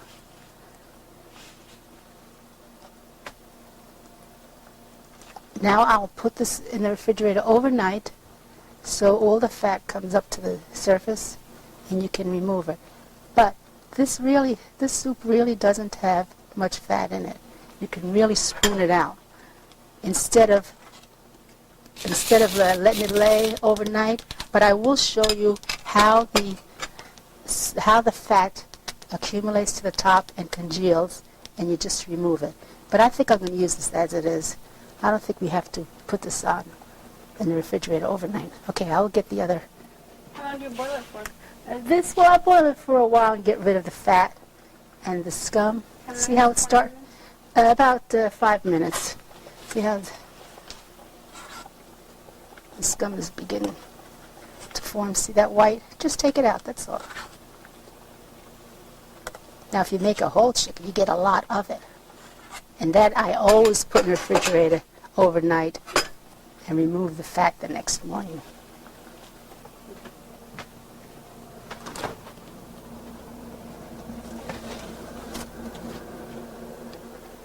Two days ago, put it in the refrigerator, and this is how the fat congeals, and you just remove it. Isn't it amazing? It's hard, solid, and you can remove as much fat as you want. So don't be afraid if the chicken in the soup forms fat, because you can always remove it very easily. So you can remove every bit of it if you're very conscious of fat.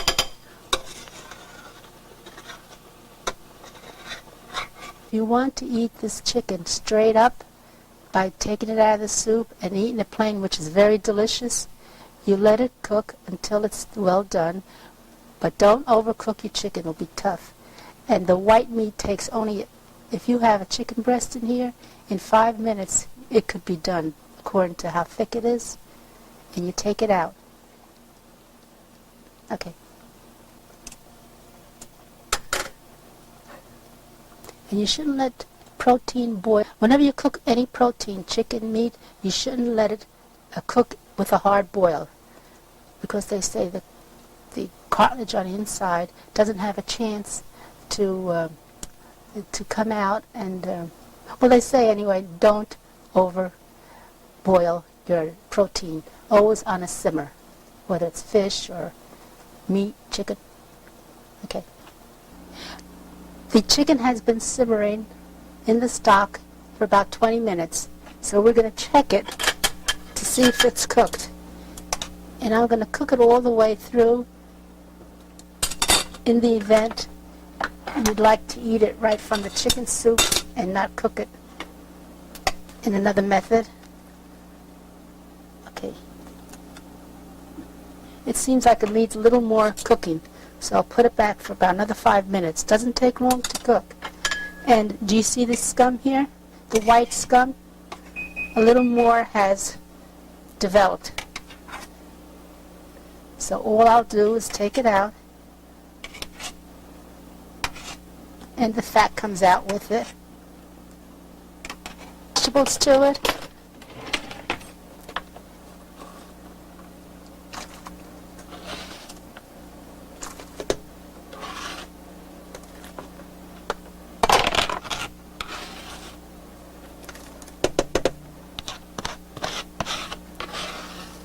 This brings flavor to the soup, and also salt. Whoops. But not too much. You can always add later on. Pepper. Oh, I'm supposed to hear. And another ingredient which makes your soup tasty is your tomatoes again. I have the peeled tomatoes, but you can use the crushed, which is great. Tomatoes go very well with the soup. You can also use fresh tomatoes. Cut up fresh tomatoes.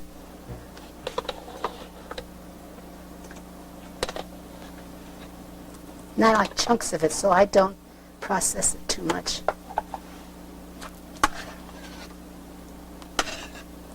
I put enough until the soup turns a little red.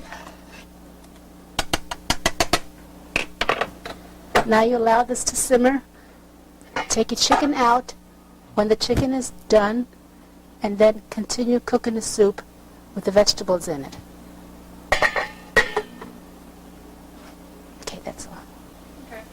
Okay, I think the chicken should be done by now, but I will check it again to make sure.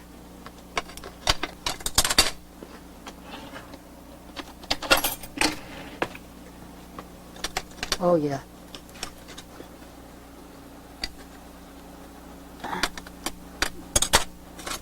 Oop, about a half hour. I cut into it and it's done. It's done. So now we'll remove it.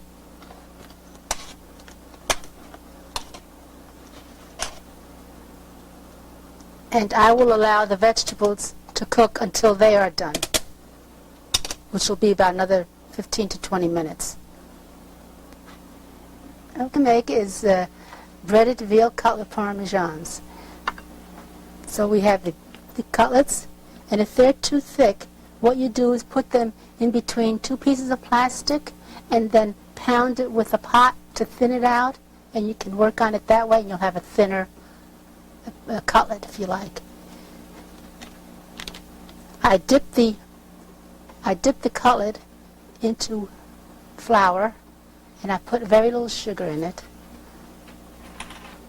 Then it goes into an egg wash, which is an egg with water mixed. The water just thins out the egg a little, and from there we put it into the seasoned breadcrumbs I had made yesterday from bread in the processor. I season it with the garlic, parsley, grated cheese, salt and pepper, and that's it. I forgot to touch. And now we do the same thing to separate the cloves from the garlic head. We just give it a whack. These are nice large cloves, which I like. It's supposed to have all the utensils here. Okay.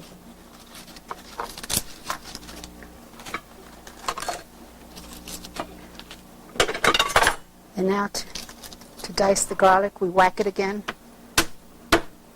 Take the peels off. Very simple. Oops, not enough. There goes the peels.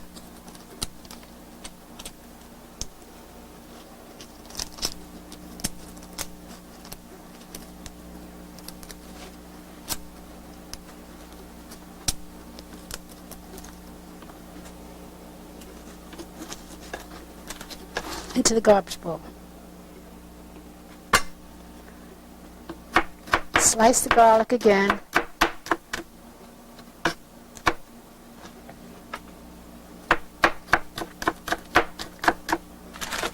And then dice. Small pieces.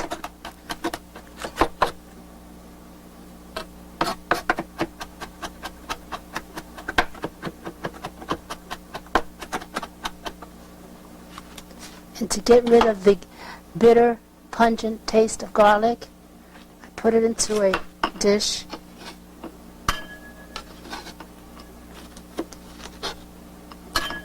With some either olive oil or water, doesn't matter, as long as it's got a liquid to cook. Oops. And I put it into the microwave for about 20 seconds. Flavor.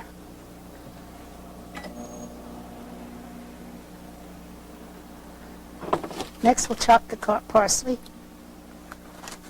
Fresh parsley. Take off the leaves. You don't want the leaves because they're kind of tough. Into the garbage bowl. Stem. Hmm? The stems. The stems. What did I call them? The what?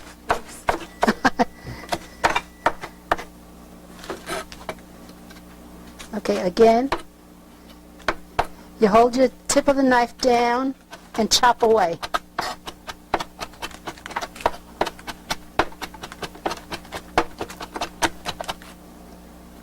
You add this to the breadcrumbs.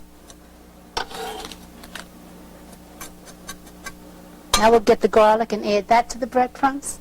Right over there. Where? Oh.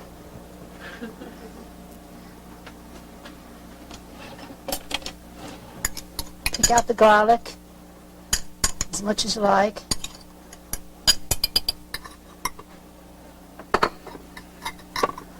Next is the grated cheese. Okay. It is.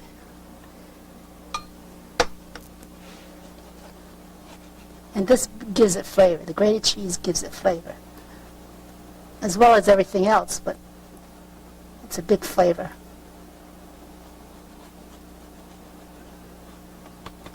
Okay. Mix that all up, and you have flour, and you have flavored homemade breadcrumbs in no time.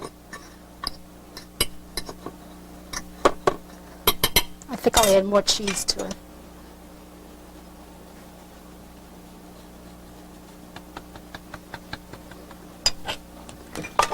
Okay. Now for the egg wash, press for space here. All you do is crack your egg into the garbage bowl and add, and shells into the garbage bowl, and you add a little water to thin out the egg so it won't be too thick. And you beat it. No milk? You can either use water or milk.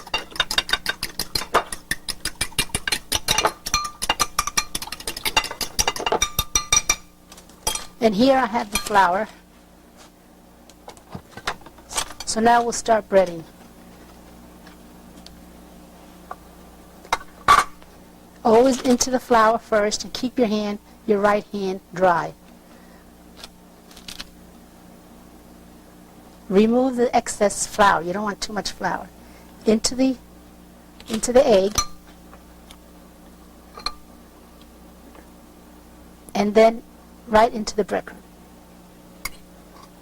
But you keep one hand dry.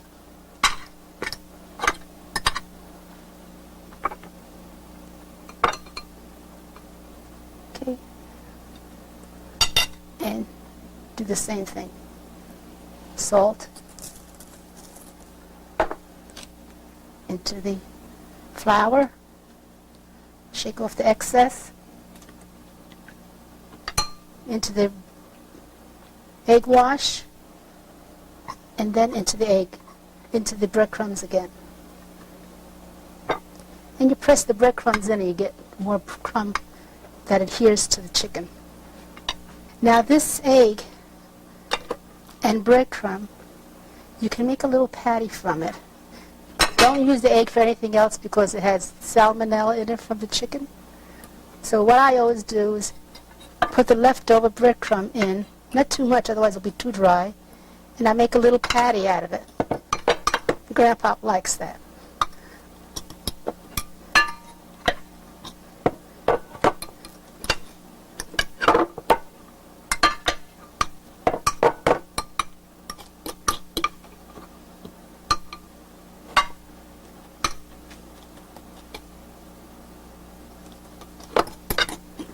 And here's the patty.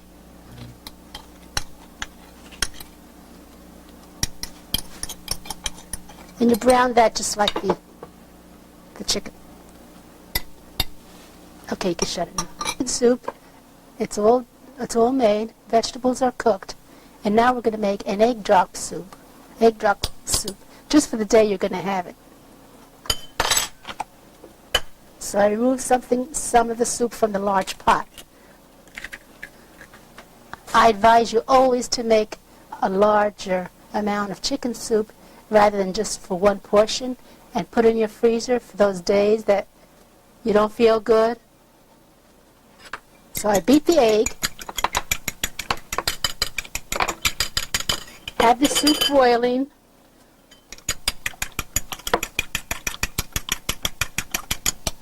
and you slowly put in the egg and stir, and you'll get egg soup. They also call these rags because they look like rags. And just cook it for a while. Can you tell Mommy to do this? Huh? Mommy to do this? Yeah, I think so. Then I put some in the dish to make sure all that egg is in there. You don't want to waste it. This egg drop soup. Oh, I forgot about the chicken you made. Actually, you did. To eat the chicken, that's when you put it into the hot soup. But if you put it in now in the Lay's hot soup, you'll overcook the chicken. And I always remove the skin when I serve chicken. How's it? Now we're having our egg drop soup.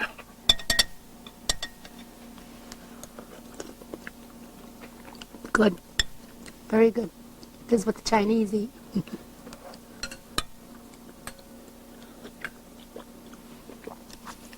You can also drop a whole egg in it and poach the egg whole, which is good.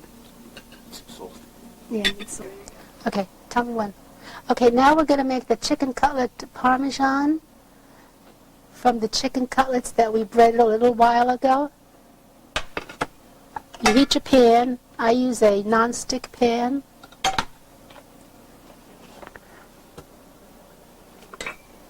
I spray it with Pam.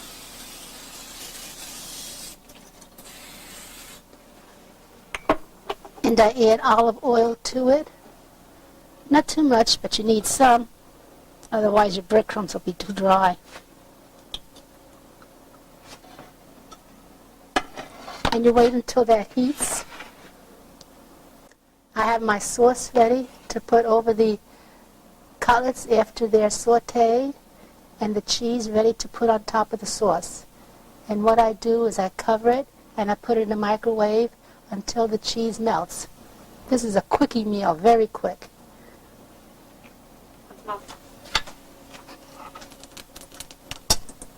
If the oil is not hot enough, it'll take too long for the cutlets to brown, and you'll absorb much more oil.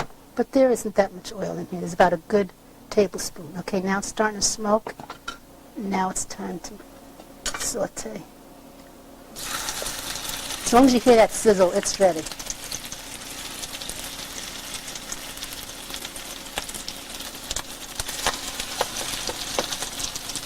I sometimes do this in the oven, which is good too, because in the oven your food cooks top and bottom, whereas in the pan on top of the range, just the bottom of your foods cook.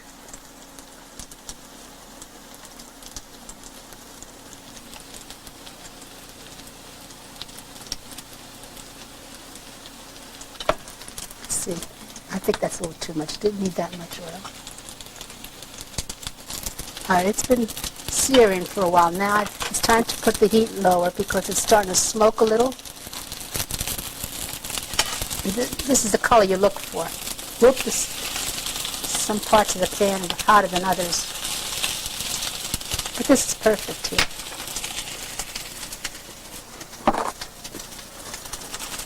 And I'm a fanatic with grease, so I just blot it.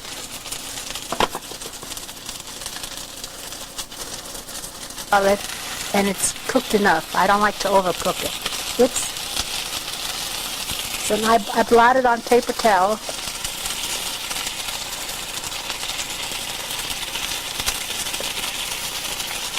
These two pieces are a little thicker, so I'll cook them just a little longer.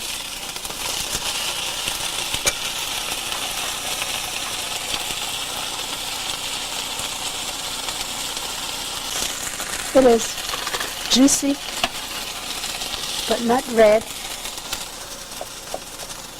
I blot them.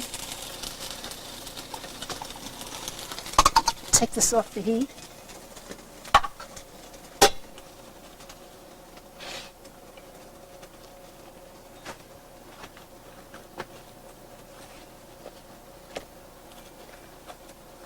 Take them off the paper towel.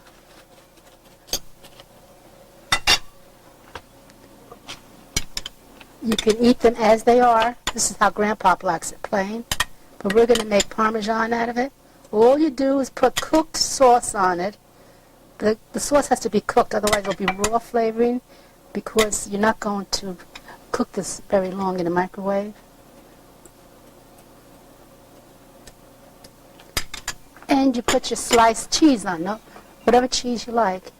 This is mozzarella, sliced thin.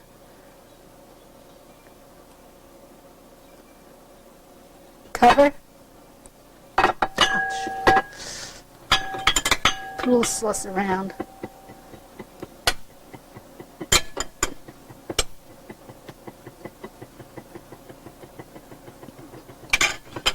And in the microwave it goes until the cheese melts. That's all.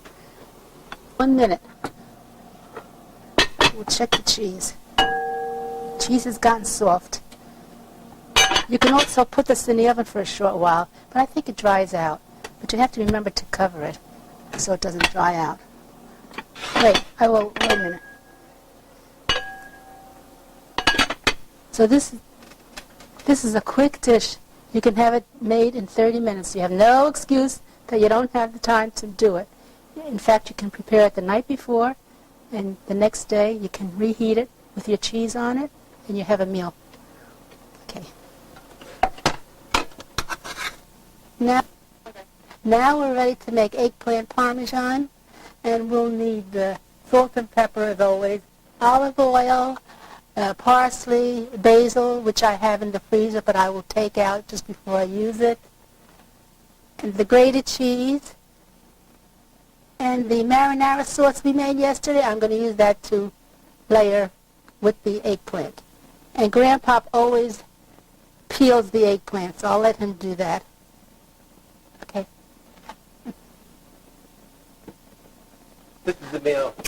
You can tell a male from a female. 50 cents. In the garbage.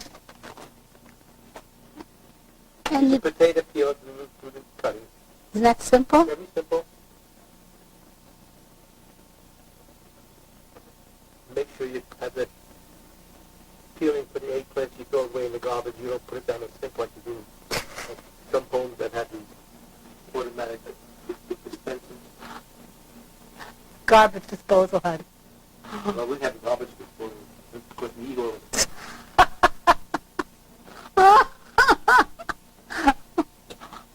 Okay. No, okay. Okay, now I can take off again. Before I do anything else to get rid of this garbage, we put it down the sink. Now I slice the eggplant in rounds, and not too thin, because eggplant consists of a lot of liquid, and if you cut it too thin, by the time you finish cooking it, you have nothing left. So it's about a good 1/4 inch. And this is really nice because it has no seeds yet. The less seeds, the less bitterness you have with an eggplant. Well, here starts the seeds.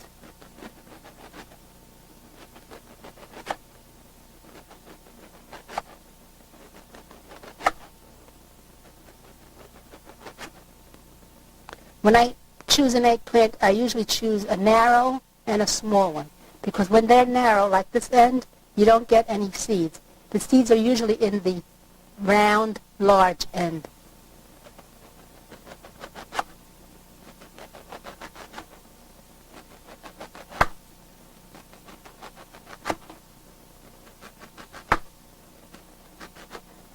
Okay, now there's 3 methods of cooking your eggplant to prepare for the Parmesan. You can either saute it in a frying pan with olive oil. You need the olive oil. Or you can use a cookie sheet lined with tin foil to eliminate messy cleanup.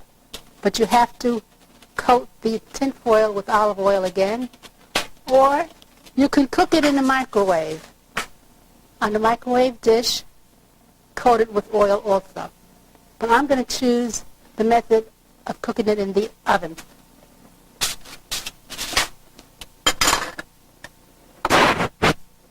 So I coat the foil with oil, olive oil, of course, because it has more flavor. And I heated this oil in the microwave before I use it, because you use less oil when it's heated, and it spreads quicker and easier. And in the oil, I put some garlic in it to infuse the garlic flavor into the oil, but I don't use the garlic.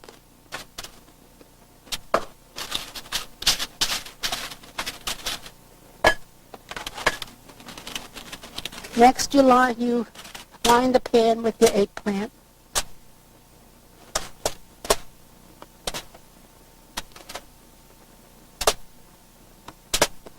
This eggplant isn't too bad, but usually I do scrape off some of the seeds to get rid of the bitter seeds when there are too many. This isn't too bad, but it has some seed. They all do.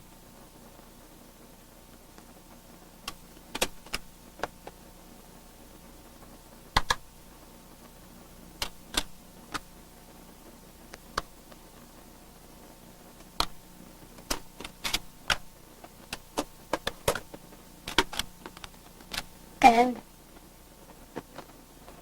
you brush the top with oil also.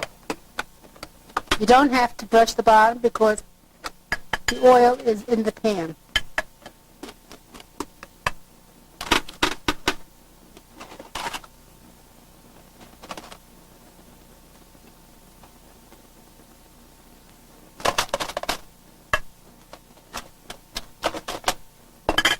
Need a little more.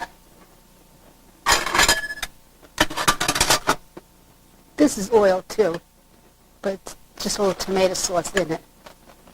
Doesn't matter. Okay. And then you have to sprinkle a little salt on one side.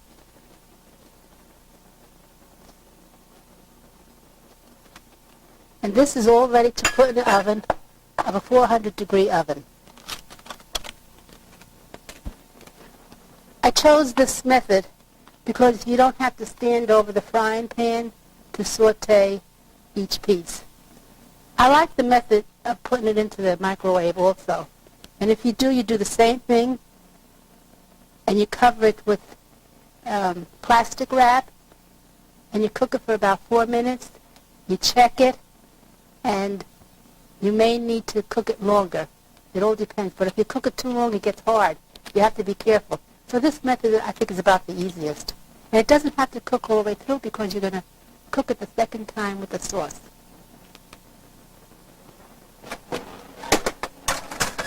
In it goes in a 400-degree oven for about 15 minutes. But you have to check it about after 15 minutes.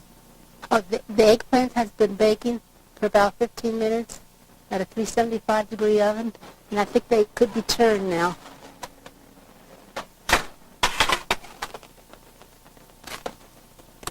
Oh, yeah.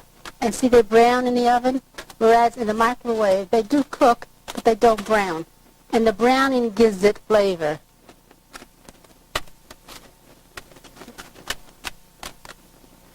See how nice and brown they got.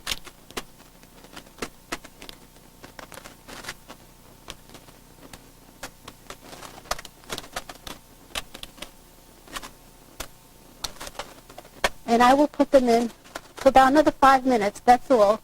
And then they'll be ready to layer and bake for a short while with the sauce. The eggplant from the microwave.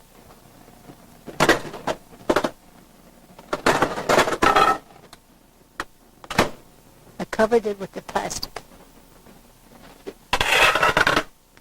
See, it does cook, but you don't get any browning at all. But if you don't mind that, it's okay. And now this is all ready to layer with the sauce, and I will mix it with the other. But I have to cut this to get it ready.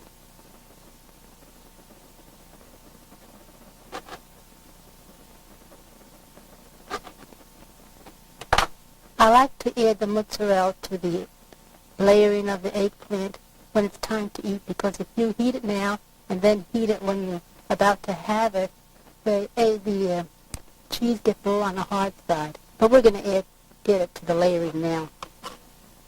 Also, some fresh parsley.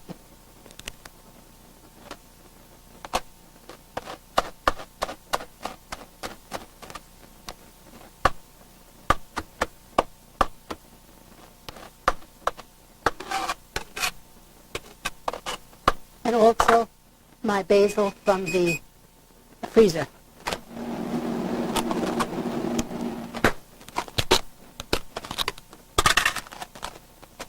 This is how I freeze it. And it's very crisp, but it gets soft very fast. I don't know if I explained how I freeze this. I let it dry on the counter on paper towel, and when it's dry, I layer it in a plastic container with paper towel in between to absorb the moisture, and it's like fresh.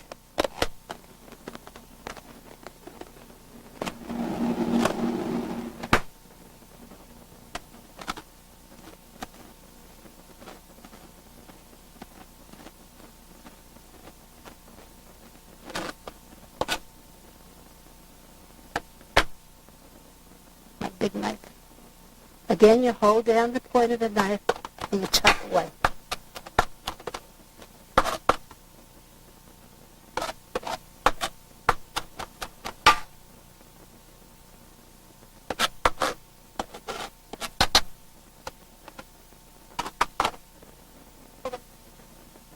I'm also going to use garlic, but I will heat it in the microwave so to take out that bitter flavor, to layer it, to use it in the layering of the eggplant in the garbage.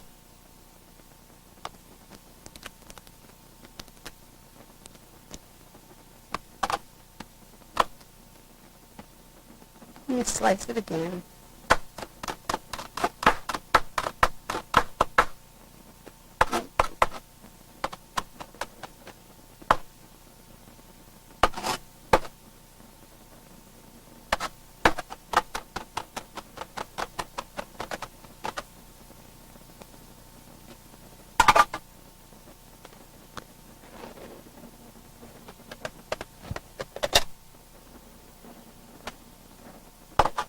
I will put this garlic in the microwave.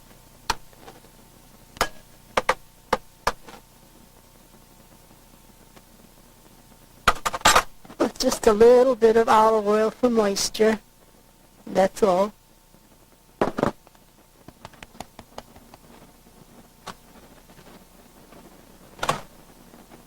A dish. I microwave the garlic and I'll mix it with the parsley and the basil.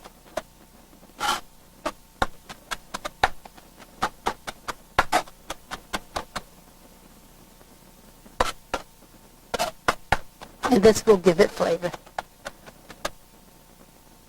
Okay, now we're going to go check on the eggplant because I think it is done. It doesn't have to be cooked all the way.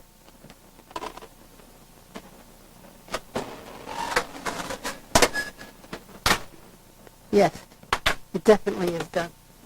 And you see the difference between the microwave cooking and the oven.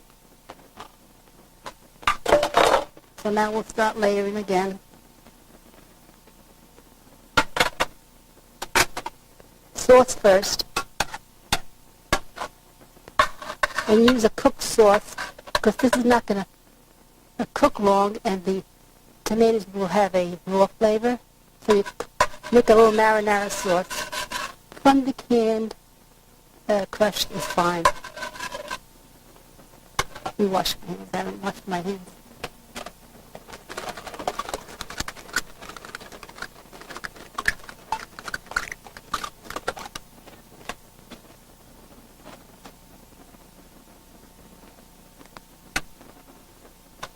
Now we layer the eggplant.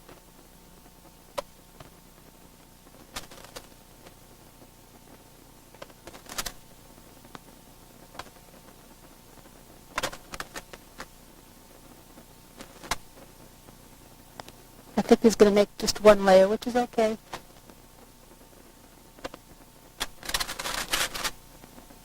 And now you have no pan to clean. Otherwise you would have all this sticking to the pan. I next to grate the cheese, which is important for flavor.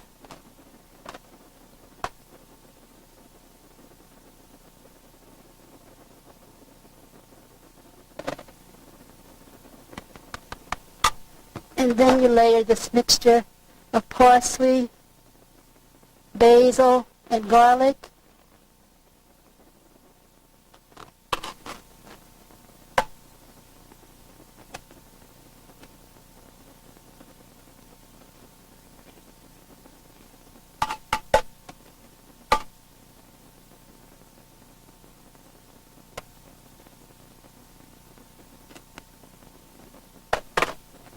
And you layer it with another layer of sauce. And not too much.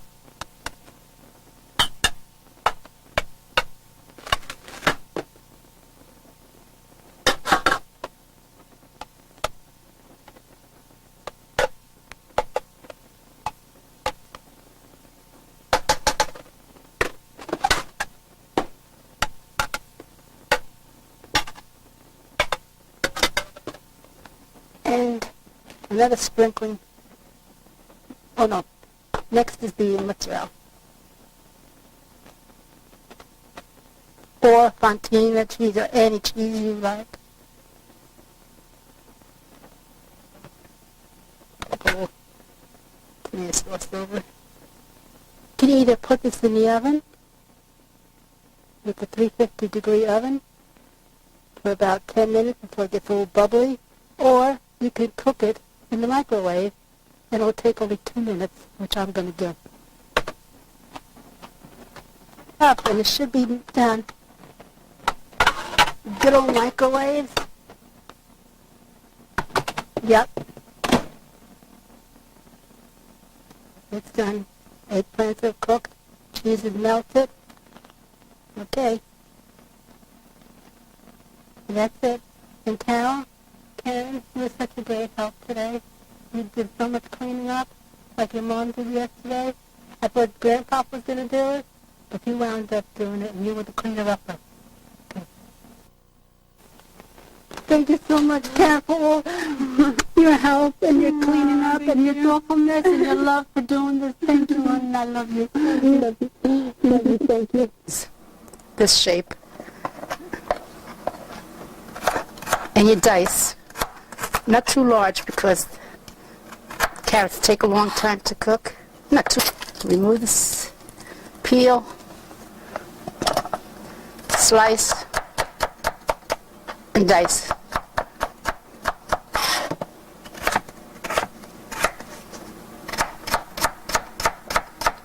Part of the head, and then I'm cutting them in half so they'll cook about the same time as the rest of the vegetables.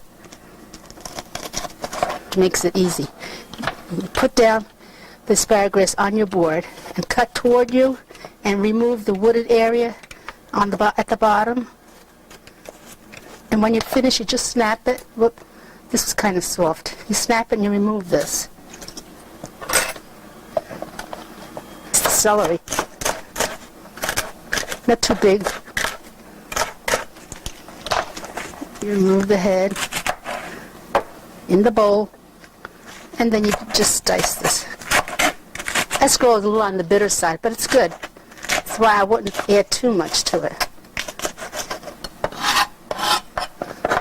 Okay, now comes the broccoli, and what I do is I remove the tough part down here, throw that out, and then I get a paring knife and remove the outer part here because this is all tough. It's woody at the bottom, hard to chew. That's all. And then I cut it in half and make small pieces. And here I cut through the flower part of the broccoli and cut that in pieces. This end, and remove this because it's tough.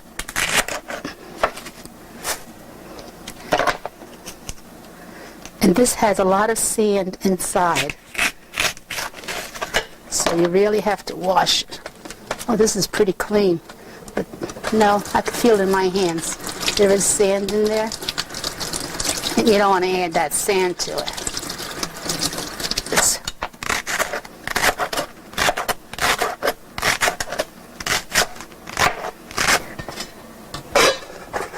Olive oil, need the olive oil, about 2 tablespoons. Put your heat on. And you start adding your vegetables to saute them.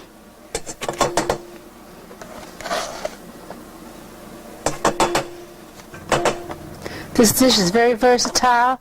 You can use it as a vegetable soup. You can also drop a whole egg in it and poach your egg in it. Or you can add cooked pasta to it, cooked macaroni to it. And you can also add canned cooked beans.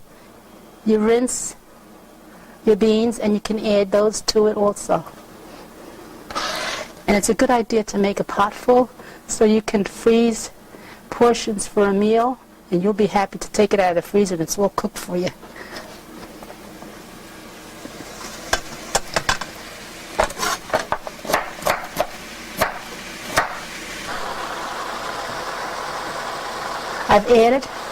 I've sauteed all the vegetables, and now it's time to add the salt.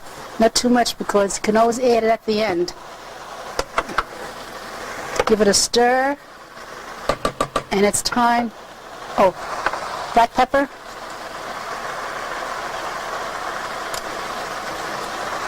And now it's time to put in the crushed tomatoes. Put in as much as you want. I think I'll use the whole can.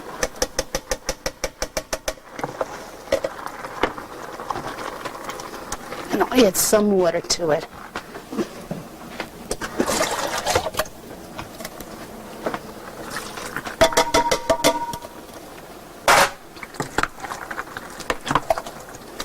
Smells good.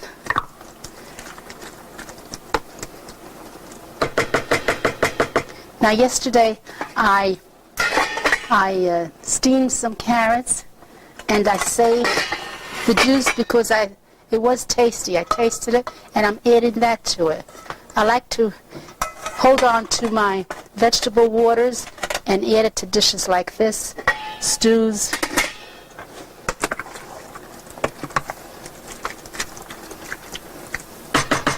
Okay, now you put it on, let it simmer, and cook it until all the vegetables are cooked. It's smelling good. Okay, now we're going to make red roasted sweet peppers, which is very, very simple. First you put on your broiler.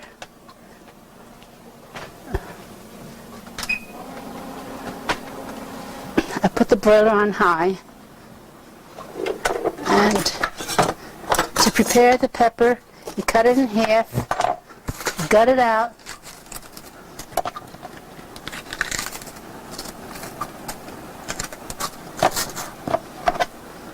just in half. You can do this on the grill outdoors and use the same method. It's a bad one.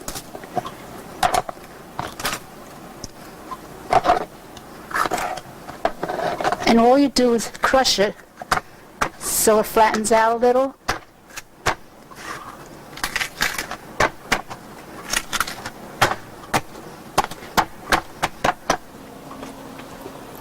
And you place it on a tinfoil covered cookie sheet. Always use a tinfoil, otherwise you'll have a mess on your pan. All you do is place it in without the guts. And you put in the broiler, and you'll get a black singed peel on your pepper. And all we do is peel it off, and they're ready to eat or ready to cook with. All right, now put them right in the oven, under the broiler.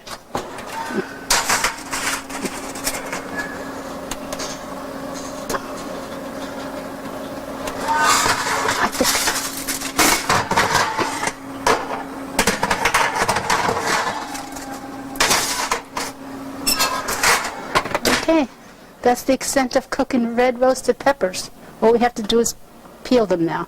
Okay, it's time to wash hands again. Always wash your hands while you're cooking. I'll keep that Band-Aid out of the food. Sorry, it's on. Okay, now we're going to make gnocchis made from pot cheese, which is ricotta, grated Italian cheese, a beaten egg, and whatever flour it needs to knead and make a dough. And since the pot cheese seems a little soft to me, I'm going to grate in some baked potato from the microwave. You don't boil the potato, otherwise it gets too waterlogged and you'll have too moist of a dough. And I also have steamed carrots, and those too you don't boil, otherwise they'll be waterlogged. Now what you do with this, you can either mash them or you can put them in the microwave, in the shredder in the process, and that's what I'm going to try and do. You put the shredder in.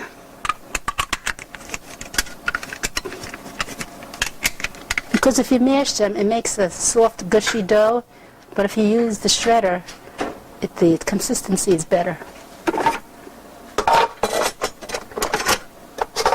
Put the carrots in here. I don't think I steamed enough. That's why I want to add some potato. You can also add vegetables to this. They have to be well drained, though.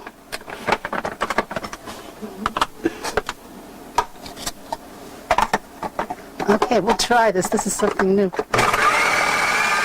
Oh. Very nice. I guess they were cooked a little too much because they really did mash, but this is how it should be. Shred it.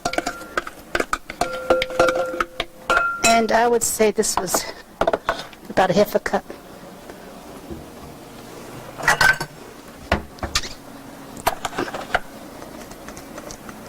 Let's measure just to find out.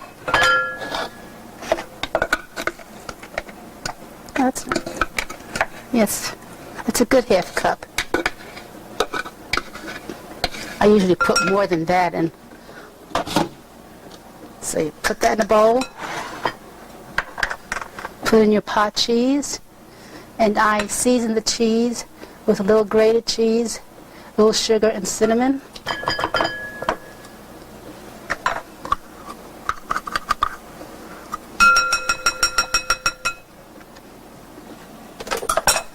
Beat an egg, but I only use about a half an egg. I think one egg would be too much.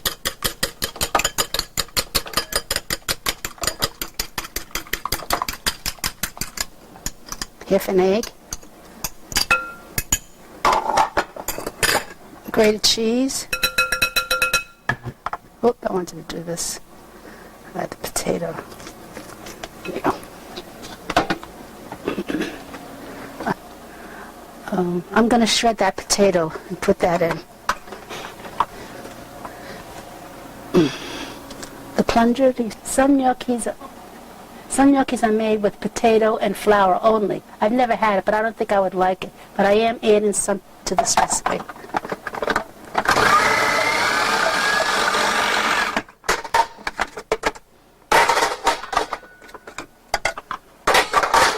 Oh, this came out nice.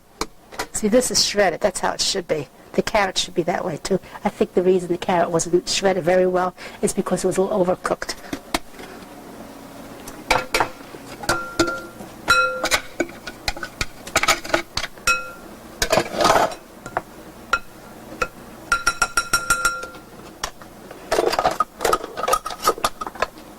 Okay, now you mix everything. Just a pinch of salt. And well, I won't put any sugar in because I have it in the pot cheese.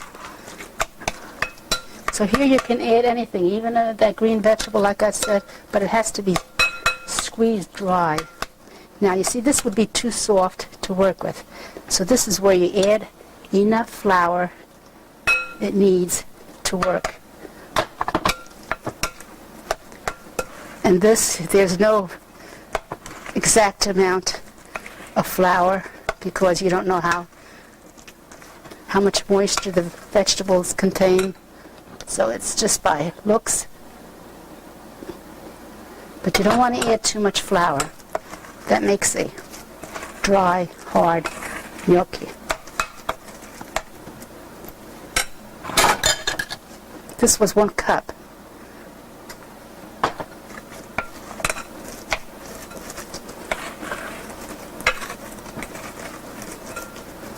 Still too soft.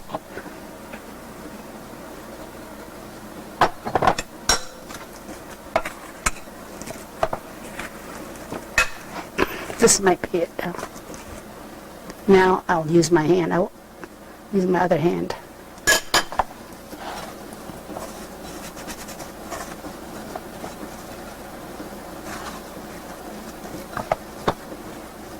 Whoop, no more.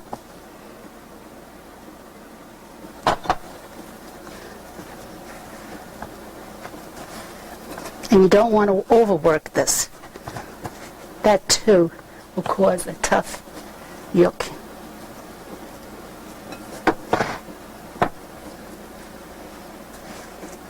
Oops.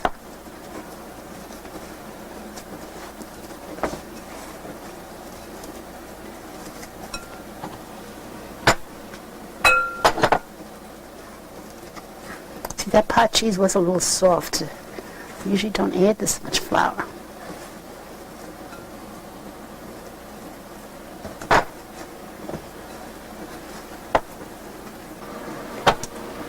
Now that the dough could be kneaded, see how it's all came together? Now you put it in the refrigerator for about a half hour so the dough will rest, and by resting you get a more tender gnocchi. Okay.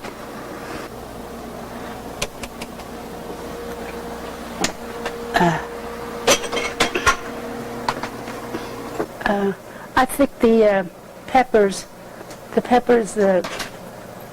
broiled for about 5 minutes, which is plenty time.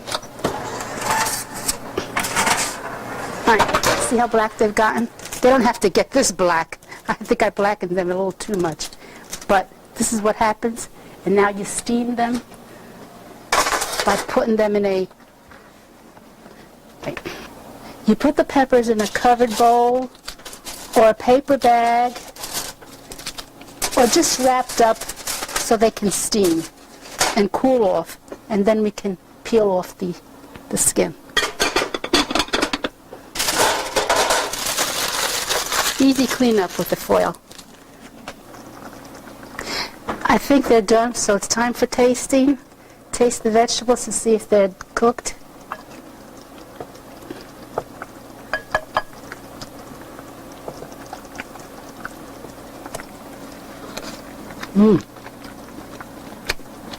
Potatoes are done. Carrots are great. This should be done too.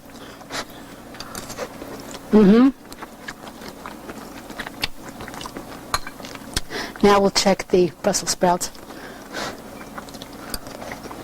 Good. I'm tasting for seasoning. It does need a little salt.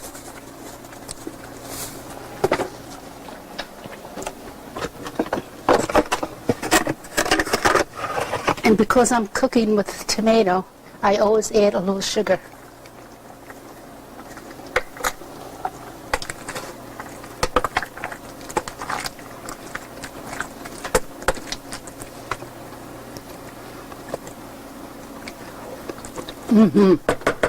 Done.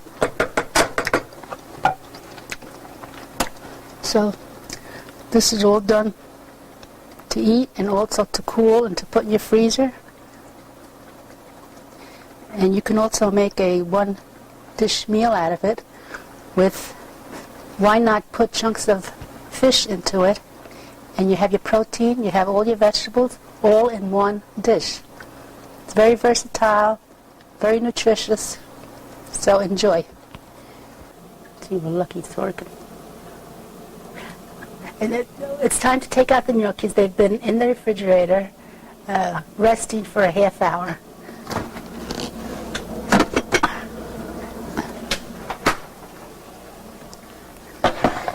Now we add some flour to the counter top.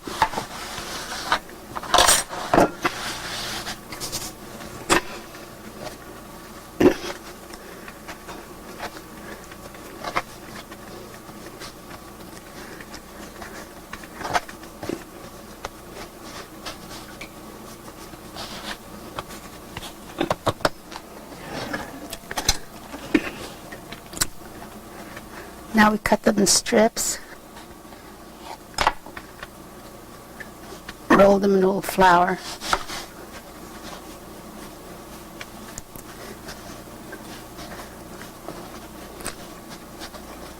And then you cut them about 1-inch pieces.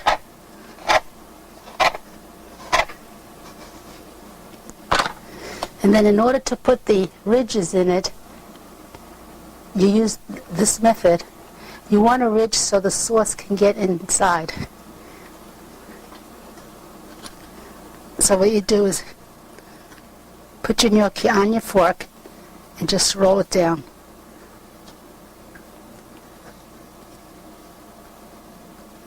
It's a little tricky.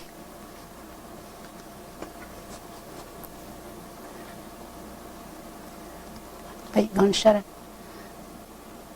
Instead of rolling them on the fork, which is tedious, I'd rather do it this way. You just press the fork on it to make ridges and place them on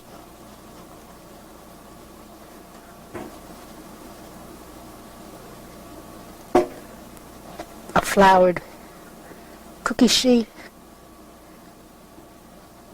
As long as you have a ridge so that the sauce gets in there.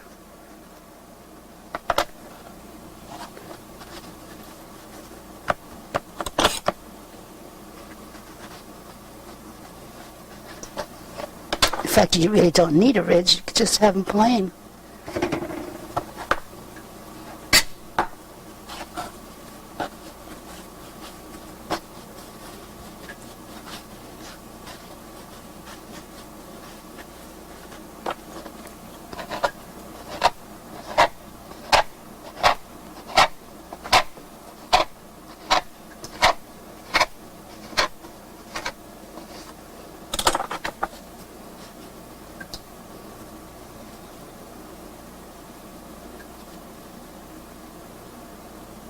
You want to touch that again?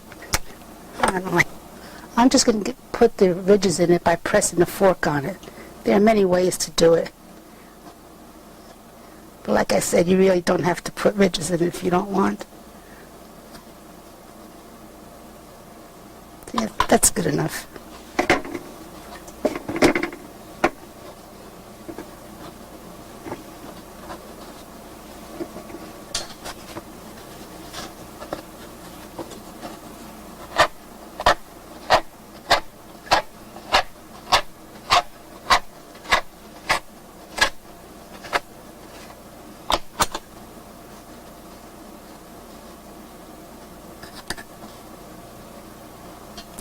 As long as you have ridges in it.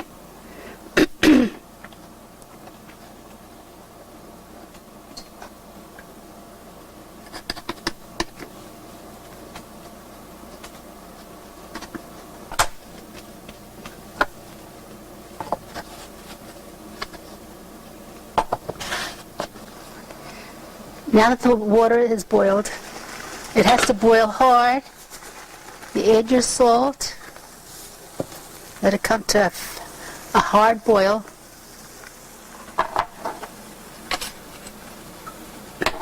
And you add the gnocchis.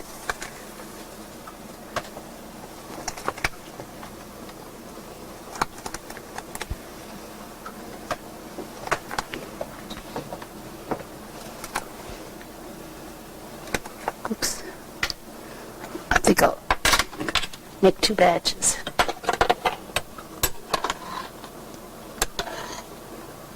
Give them a quick stir.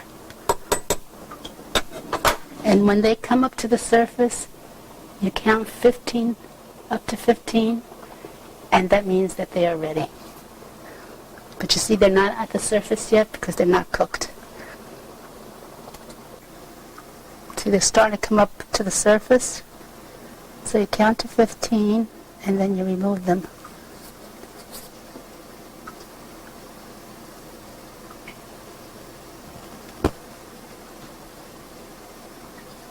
Okay.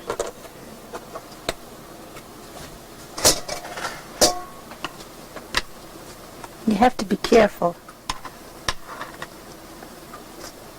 in handling them.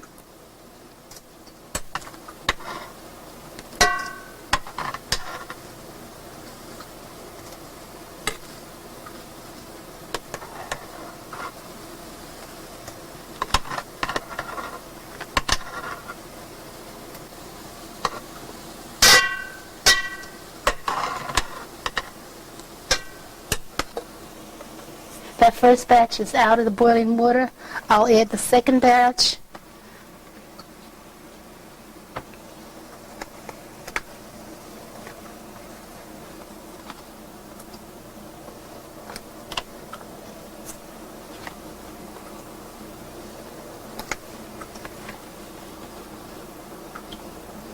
You can really make half the recipe. You won't have as many, and it'll take less time. Now we're going to make bechamel sauce, which is a white sauce for the gnocchis. And the classic way of making it is by using butter, but I'm not a big fan of butter. So I use, for the fat, I use 1 tablespoon of olive oil and 1 tablespoon of Smart Balance. It has no cholesterol and it has no trans fatty acids. It does have a butter flavor, which is artificial, but I use that instead for butter. And you melt this.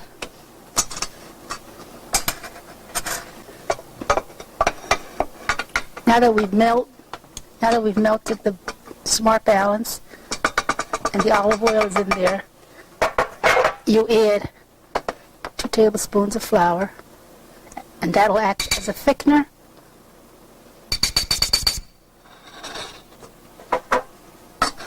And you stir that. And don't be afraid about the lumps because they'll work itself out. I'm going to put another tablespoon in. Make it a little thicker. And you stir. You make a roux. A roux is fat, flour, and this is the roux. This is what you call a roux. If you want a dark roux, you let it brown a little. But we don't want it browned. And now, you slowly add your liquid. In this case, we're going to use milk, which is the classic for bechamel sauce. But you can also use chicken soup, and then it's called a velouté, and it makes it tastier. But we're going to do it with milk only.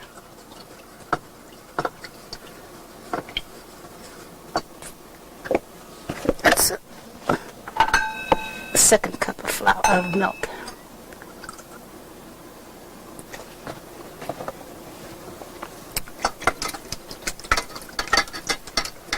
And if you want a thinner sauce, you just add more liquid. A thicker, you add more flour. Now you let this cook till it comes to a boil, and then you boil it for a short while. To remove the flour flavor, you have to let it boil a while. Not long.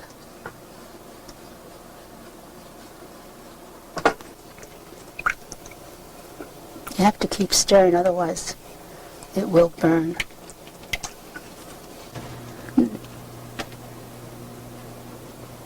If you want to turn this into a cheese sauce for macaroni and cheese, all you do is add your cheese, whatever cheese you like, and then add it to your macaroni.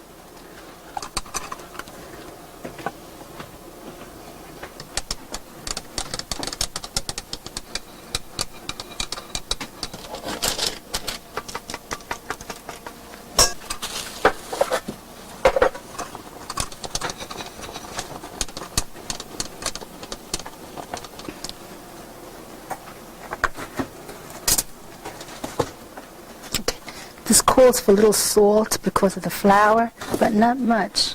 Just about 1/4 teaspoon of salt and a little sugar for flavor.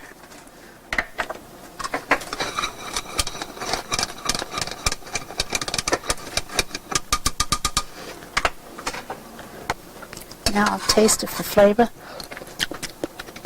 Good. Now to make a cheese bechamel, all you do is add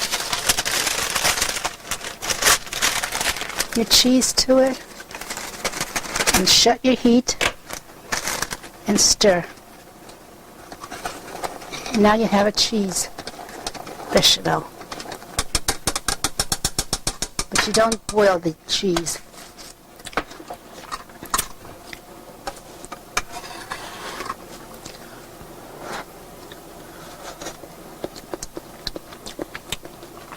delicious. You need that little sugar and salt. Some people put nutmeg in it, but I don't like the flavor of nutmeg. Now after this sauce cools a little, that's when you put it onto your gnocchis, and it's delicious. But you can also use tomato sauce on your gnocchis. Homemade white bread today, and these are the ingredients you need. You need the flour, sugar, a little oil, a little salt, and that's all you need for the bread. It's very simple. And you also need yeast, and when that ferments, the gases in the yeast is what makes the dough light and raises the dough.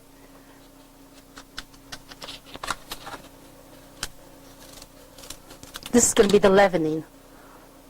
And in cake making, we use baking powder for the leavening, because if you don't have that, nothing will rise. And the same with bread. If you don't use the yeast, you're going to have a flat, hard bread.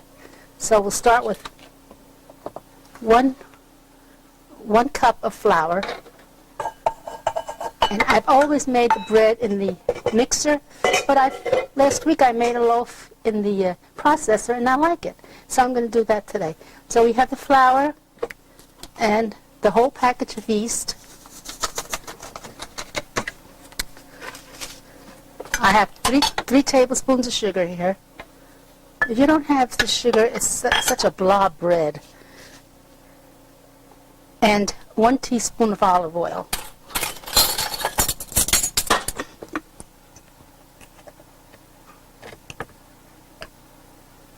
Which isn't much when you consider that this disperses into an entire loaf of bread.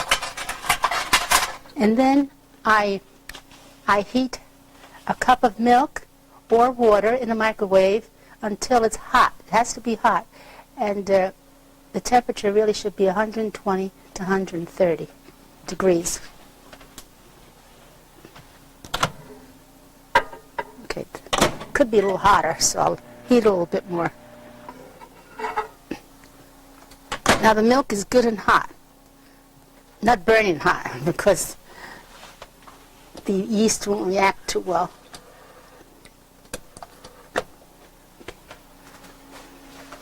I add the hot milk or the hot water, whatever you use, to the yeast and flour mixture.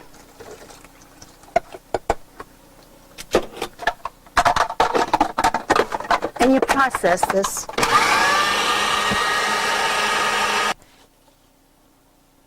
And you let it rest for about 15 minutes so the yeast will ferment and do its job.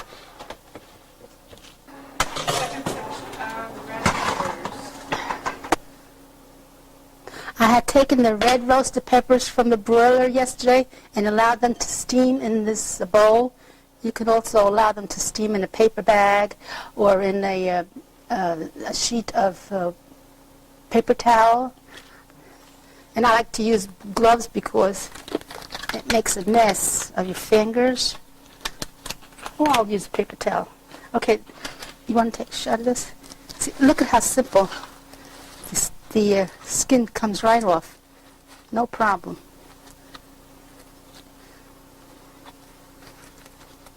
It just peels right off. But it has to blacken in order for it to do that.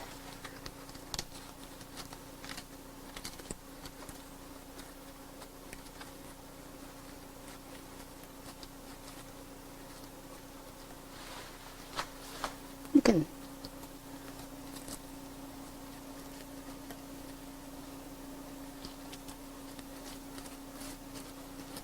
or you can use a knife.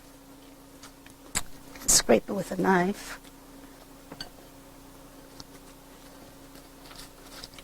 And I never wash the peppers. Some people peel the skin off under running water, but that removes the nice flavor of the pepper. Now, these are all ready to eat straight up, as they are, or you can use it in your cooking, in your salads, in fried rice, and the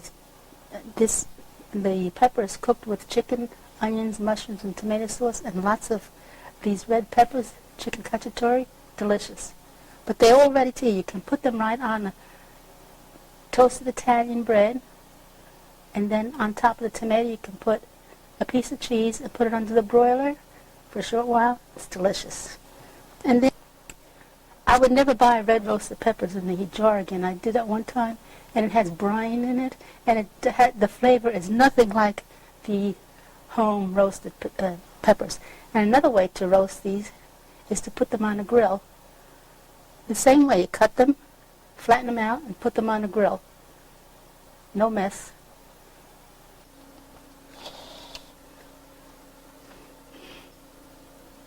Now, the yeast mixture has become very creamy, and now we'll add 1 teaspoon of salt, and gradually add 2 more cups of flour to it.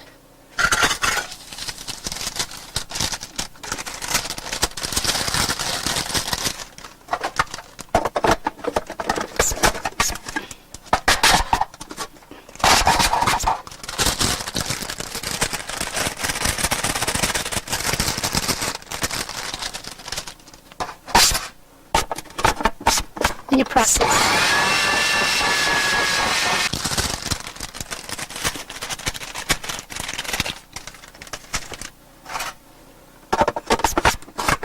Now you process this until it forms a ball and the dough becomes satiny. You can see it's starting to form a ball already.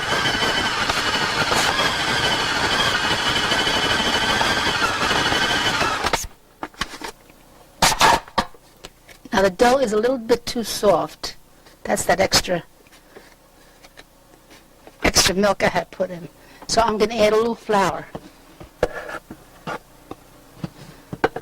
And that's how it is with bread making. You have to add enough flour and water for the right consistency.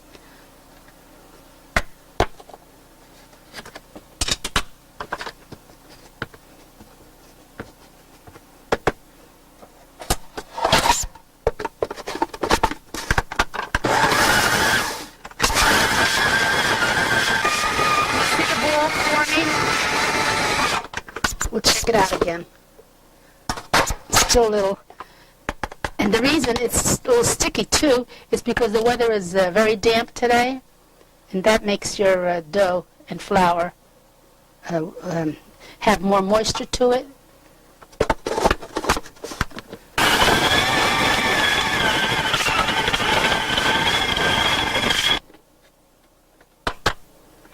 It's a little sticky, but add a little more. But you see how the dough already has become smooth and satiny? Now this processor takes only 3 cups of flour, so now I'm almost up to a cup at over about a quarter of a cup over the 3 cups.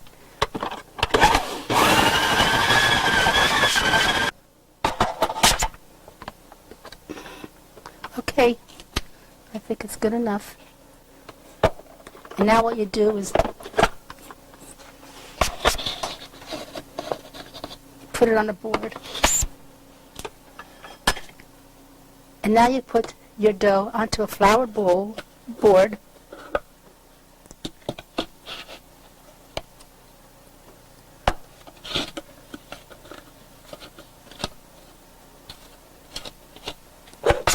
And you just knead it together for a short while. See, it's a little sticky, but you don't want it drier. This is fine.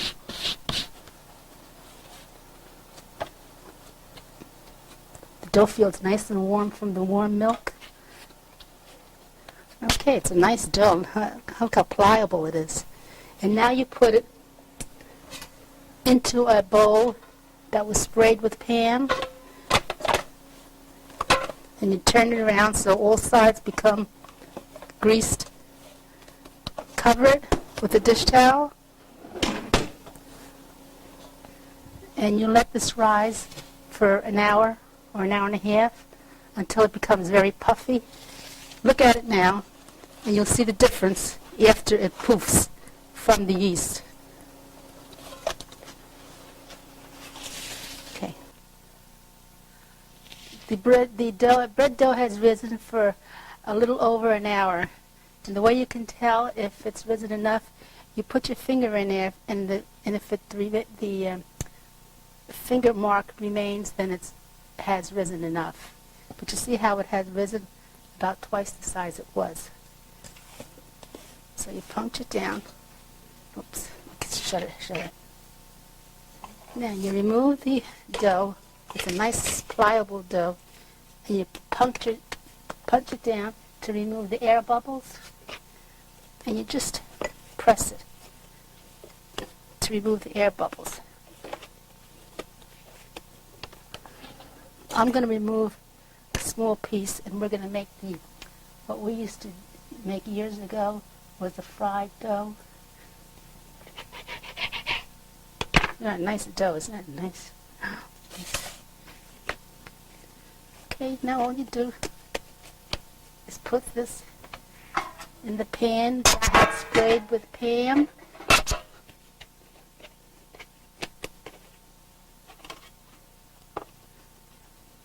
And you allow it to rise for about 35-40 minutes until it has puffed up and has raised to double its size.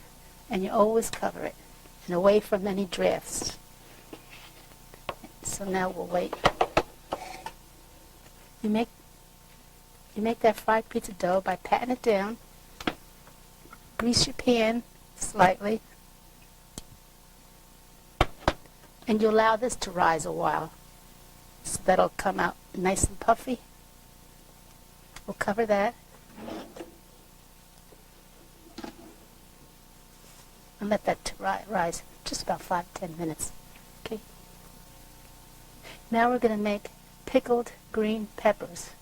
What you need is salt, white vinegar, pepper, and water. The knife.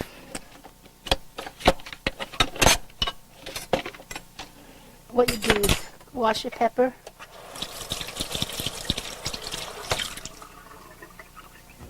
cut it in half, gut it out, and remove the white part, because that gets too soft with the vinegar. And then you cut them in pieces.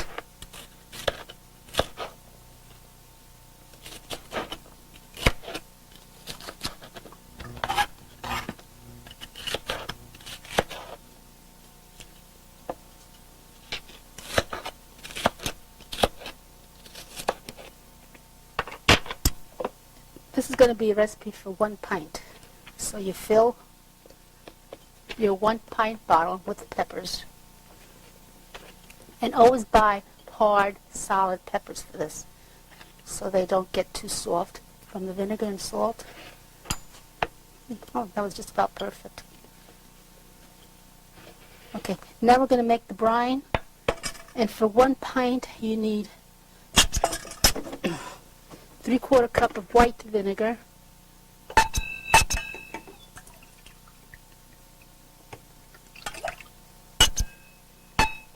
a 1/2 cup of cold water, and a 1/2 tablespoon of salt.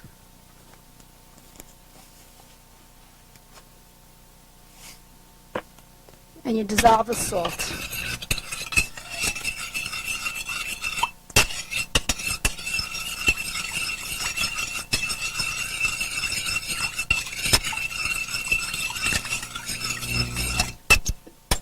And all you do is pour it into the bottle.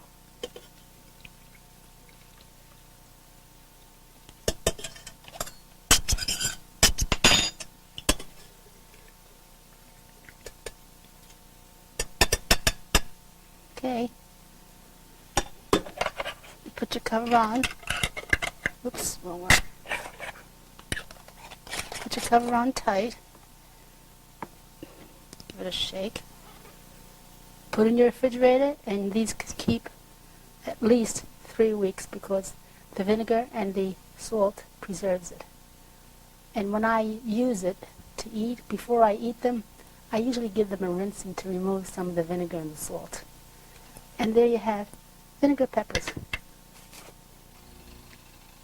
This is that bread dough I put into the pan with a little olive oil, and I let it rise for about 5 to 10 minutes. And now I will put it on the heat, but you put it on low so it does not burn. It could burn fast.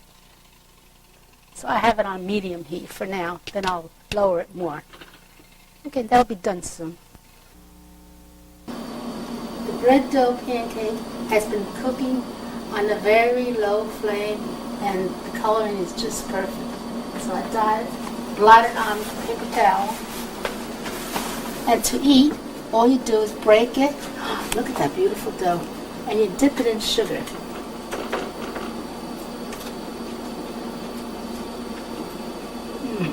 Good. This beats deep fried donuts any day.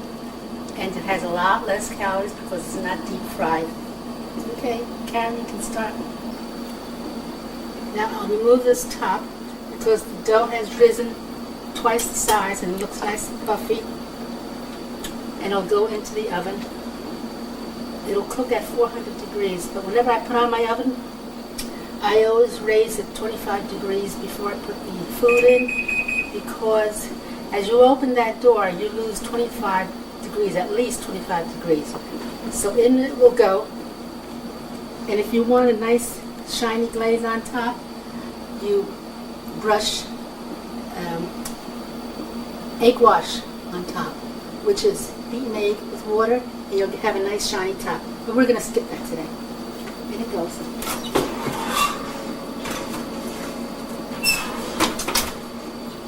Now that'll puff up. As it's cooked, it's going to puff.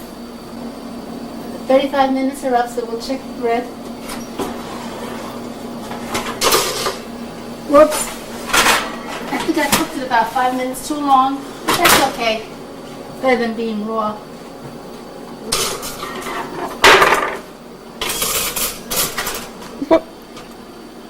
You cook it until it reaches 190. Don't get too close because this is going a little past 190. Like I said, it's okay. Okay, that's it. If you like brown crusted bread, you'll enjoy this. Karen, I immensely enjoyed making this video with you, and I appreciate all your time and your efforts and your love. Thank you, and I love you. And I love you all. And try to prepare your own foods versus to buying processed foods from the store that has a lot of coloring, preservatives, salts, and sugars that you can't control. So enjoy cooking, and bon appetit. And I love you. Bye-bye.